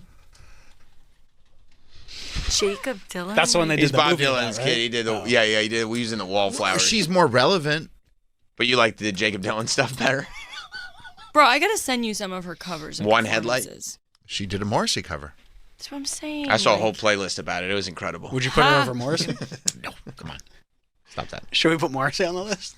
No. All around. Oh, if you give her a sympathy one, I want a sympathy one. I want one too. It's for discussion. This is for discussion. Then we'll talk about Morrissey. All right, I'm going to write Morrissey down. Morrissey, I didn't even Morrissey's know. not- Who's he's- Morrissey? Nobody I knows. mean, No, Morrissey is How not do a you- household name. Oh, there you go. Miley did his song. What? But I know who Morrissey There's a is. light I'm that never saying- goes out. No, I'm saying the world. Is that Most true? people don't know Morrissey. Yeah, she covered Morrissey. Yeah. Not 'Cause she Morrissey does is it not. all. I'll put Dennis Franz on here too. I know, because now we're just putting whoever, right? If we're putting I Morrissey. mean, let's put some awesome people on. If we're Everybody putting- who we think is awesome. If we're putting Morrissey, we'd put Dennis Franz on there too. That actually Oh would make sense. Just a guy. Miley Cyrus, there might be a conversation to be had. About what? How great she is. Have it. All right. You know, I'm gonna come prepared then. With Yes. different appearances and performance that she's done for tributes and things. She is very high no in like the disrespect music to Miley industry. Cyrus. No, there's no disrespect. I'm gonna Troy, find a you come prepared compilation. with Paul McCartney. You get like Shea Stadium and Ed Sullivan. And... No. Ed Sullivan was a I could good make one. the argument with his work on just the White Album. Just the one album? Just the one album. Oh. Why he's the And greatest. he did it with other people. Yes. Whoa. On being considered, you know, He wasn't even the only greatest singer. songwriter No. in history. His contribution on the White Album is just out of this fucking world. It's better than, well, I'm not going to say it. Don't say anything you're going to regret. I won't. You're getting hot. You're over It's here just- talking about it's- Morrissey and Dennis Franz. It's crazy that we're going, Miley Cyrus is in the same category as Paul McCartney. It's not that crazy. We're talking about people that are alive. Can I be honest? He was a Beatle. I think it's crazy to put anybody in the category of Paul McCartney. Yeah, I mean, we're putting Adam Sandler in the it's like- category of Paul McCartney. I mean, he's going to win. Yeah. We've gone to. Let's skip the whole thing. We know the ending. Hey, guess what? Troy's picked the winner twice. Ooh. I don't think so. The person who started it won. Like, Paul McCartney was the first person we named. But I would disagree, so. Yeah, see? Who knows? Okay. I mean, I that's cool, and you're entitled to your opinion. Right. Not according to you. You said it's sympathy. Yeah, so Bro, true. Be honest. What? You're an honest guy. Is Miley Cyrus in the same category as Paul McCartney? I don't know. She might be all around. We haven't figured that out yet. Paul McCartney's just music. I mean, he was in. The Beatles had some movies. They sucked. Hard Day's Night. Help. Let It Be. Let It Be is a great movie. Let It Be. Get Back. The Beatles' film career did not sustain. Magical Mystery Tour. The Beatles' film career did not sustain. But the music was so great. That's an opinion, actually. That the Beatles were great? Yeah. It's pretty well established. No, it is, but I'm just saying, like. But if you're going to start. Likes their music. Miley's got a better film and television career than the Beatles. Than Paul McCartney, yes. Than Paul McCartney. Yes. You should go poll people. Huh? Oh, I totally should, bro. She's I going totally to pick should. people her age and be like, yeah, of course. Well, look who's in this room. I hate to tell you, there's a lot of people her age. Yeah. You know what I mean? You can't be like, this is the world's greatest people according to 50 plus. Why are you pointing at Troy? Well, because he's saying, because I said Danielle's age, I said now we're talking about Troy's age. I think if you poll people 50 her age plus. all the way up to whatever, 100. That's people you. Well, I'm not there yet. 1 foot Halfway. in. Yeah. That's 1 foot in the grave. Okay. Yeah, you can't bring age up because you're gonna get fucked if you start bringing up people's ages because then you're gonna show your bias. But I think people, come on, this is a ridiculous statement. Ridiculous. No, whatever. It's fine. Whenever we talk about this next, I'm gonna come prepared. I'm going to do some homework, and I'm going to have a presentation ready for you. I love with that. PowerPoint? Yeah, like a video or something. Good. With people in the industry just pointing out her credibility, and it's fine. And then after you see all that, come back to me. Wouldn't it be great if it was like Dolly Parton was like, she's like our generation's Paul McCartney. Oh, my God.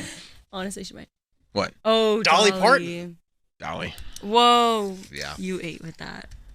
He did, didn't he? Ew. Congratulations on eating. Thank you. Not the third person. Yeah, slay. I ate it. Yeah. All around?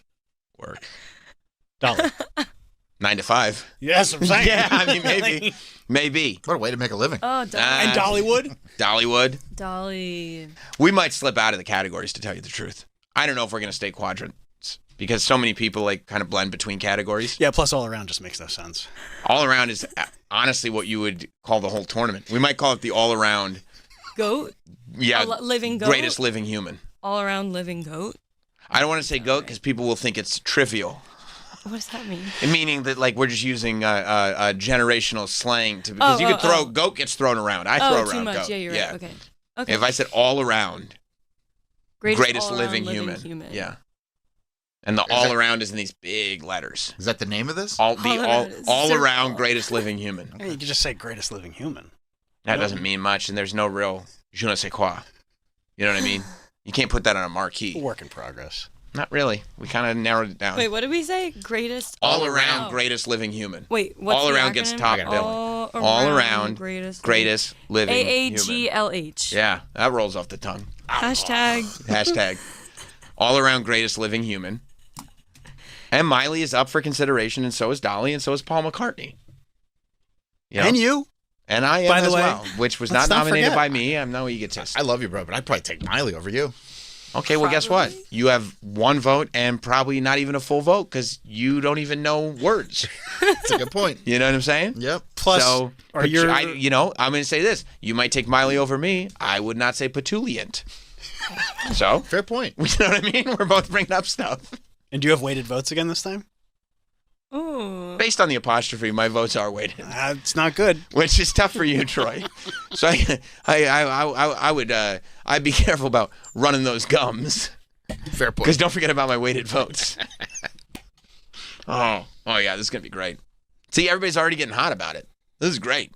I love it. I was just thinking about this because the Stallcast has been a little boring recently. It has been, hasn't it? To be honest with you, I was really missing our. It's pointless. Yeah. It jumped the shark. Yeah, it's just like, hey, here's some music channels. When did it hit its peak? The second Sam mentioned? Was that November? I think issue 3. Yeah. Yeah. No, issue 3. Issue 3 was the second Sam mentioned. Yeah. We're getting back in there. Sam Roberts show is getting ready to announce the all-around greatest living human. Let me write that down. It rolls off the tongue. All It really doesn't. around. Aglum. Yeah, that's right. Greatest living human. Yeah. Aggle. That's right. All right. You guys better start coming correct, okay? Not just you guys in this room, you guys out there. You got to come correct, because when we open this list is open, okay? And we're going to start being very picky about who gets on. As you know, Troy throws a tantrum if it's anybody except Paul McCartney. Because he's the winner. Yeah.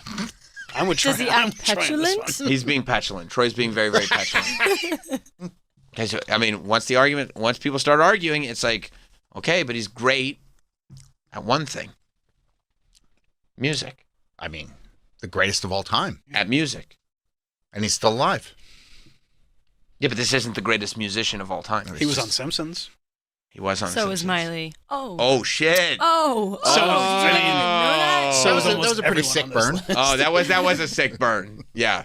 Yeah, I mean, if that's what we're doing, we'll put Bret Hart on here. I was on Simpsons. Were you on Simpsons, Ric Flair? How good did that feel just now when you said that? Amazing. It should have. I hope it did. She's fighting a losing battle. I don't know. She just kicked your ass with that Simpsons line.